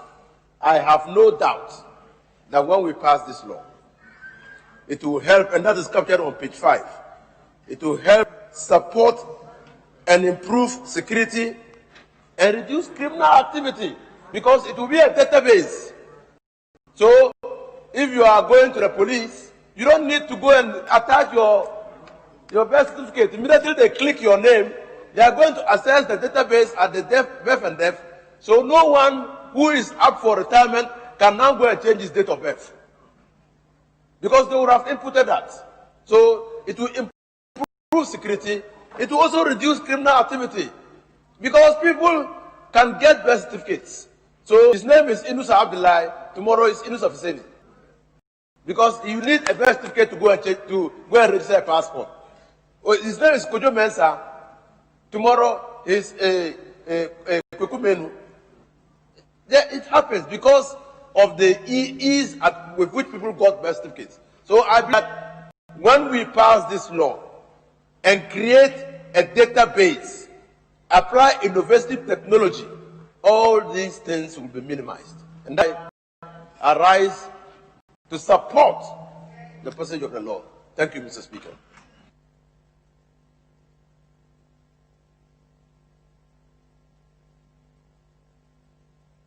Yes, Honorable Deputy Whip. Yeah, I'm sorry. Thank you, Mr. Speaker. Mr. Speaker, when you read paragraph 3, the background tells you how far we... Mr. Speaker, 1888 to date, and it's an indication that the Act, the Birth and Death Act 95, Act 301 is really obsolete and could not meet the period that we are today, where technology, digital systems, IC development is so high. Mr. Speaker, my interest is even trying to link the birth and death registry with the National ID, Electoral Commission, passport, health facilities, and all. And Mr. Speaker, also to ensure that the best practice is met, especially where we have a deficit of registration centers that we need to ensure it is done. Mr. Speaker, if you put our things well and make sure that the digital systems are working or our electronic systems are working, today there's registration where MPs continue to spend a lot of resources. Mr. Speaker, the fact is that today, if you look at the numbers here, we can't get the numbers here because of registration, voters registration. If we are able to get to the best practice, I believe we will save a lot of resources as MPs. Mr. Speaker, it will just be a matter of notice for any individual whose age might have responded to a particular civic responsibility. Just notice, and then you just may have to fill a form electronically, and before you say Jack, Mr. Speaker, whatever you need to give you the ability to respond to such a civic responsibility would be there. Mr. Speaker, today I have 108 registration centers. And the difficulty in getting... Yes, Honorable Leader. Mr. Speaker, I just want to my Deputy Chief Whip that we should not create the impression, unintended, that we are passing a bill to save MPs' money. Somebody may perceive that. He said that in passing, but since this is the House of Records, it will be in the record, and somebody may misinterpret. We are passing the bill that will help our proper use of birth data. So it's not because MPs are saving money. So I am. But the impression should not. That's why the bill is being passed. So I just want to urge him to be careful. Thank you, Mr. Speaker. Mr. Speaker, I take a cue from my senior, but also to add that today we've also made a lot of budget allocation to the Electoral Commission. In fact, if these systems are working, the Electoral Commission may not need that much to do a registration. The National Identification Authority may not need that much to do those national cards. Mr. Speaker, so it is in the interest of all of us to ensure that we synchronize the systems and ensure that the electronic systems are really working. I support this.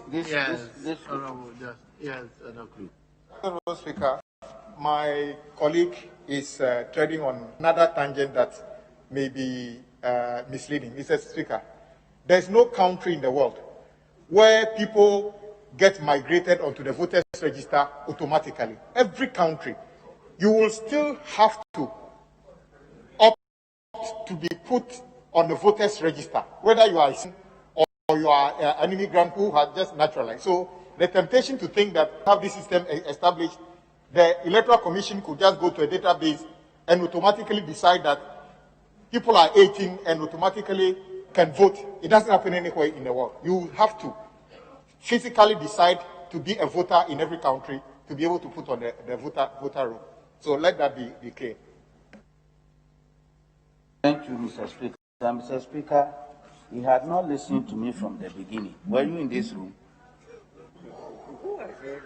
You had not listened to me from the beginning. Other than that, you wouldn't come with this intervention.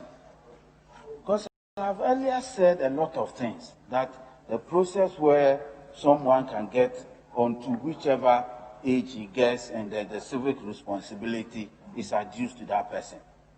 So it's needless. Your intervention is very needless. Mr. Speaker, I really want to conclude by saying that let's do whatever support we can give to the local government and ministry to work and make sure that we get the death and birth record straightened and becomes a prize for whatever we really want to use for. I thank you for the opportunity.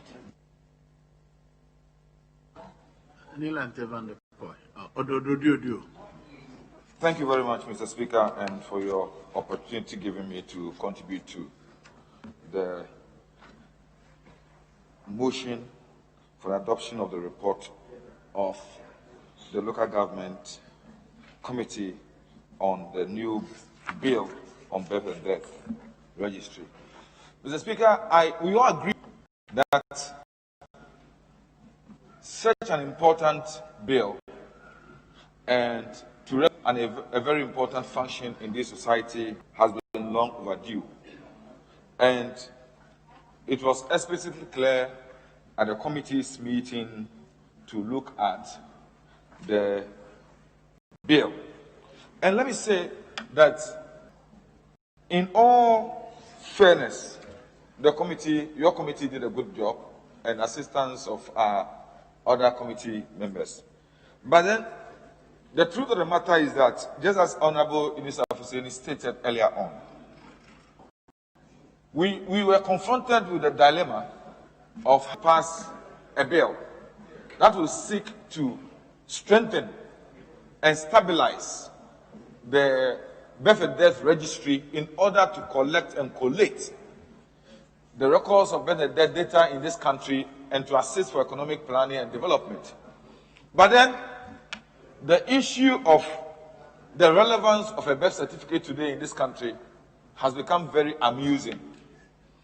And as such, we were tempted to think that at the end of it, we will be doing an act in frivolity. But then, let me say that we must do our job. I want to focus on... It's accordingly read a second time.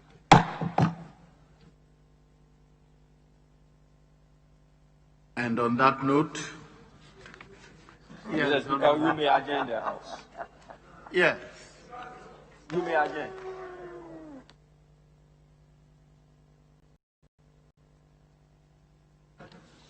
It's past 3. On that note, the House is adjourned to Thursday, the 23rd of July, 2020, at 10 o'clock in the forenoon.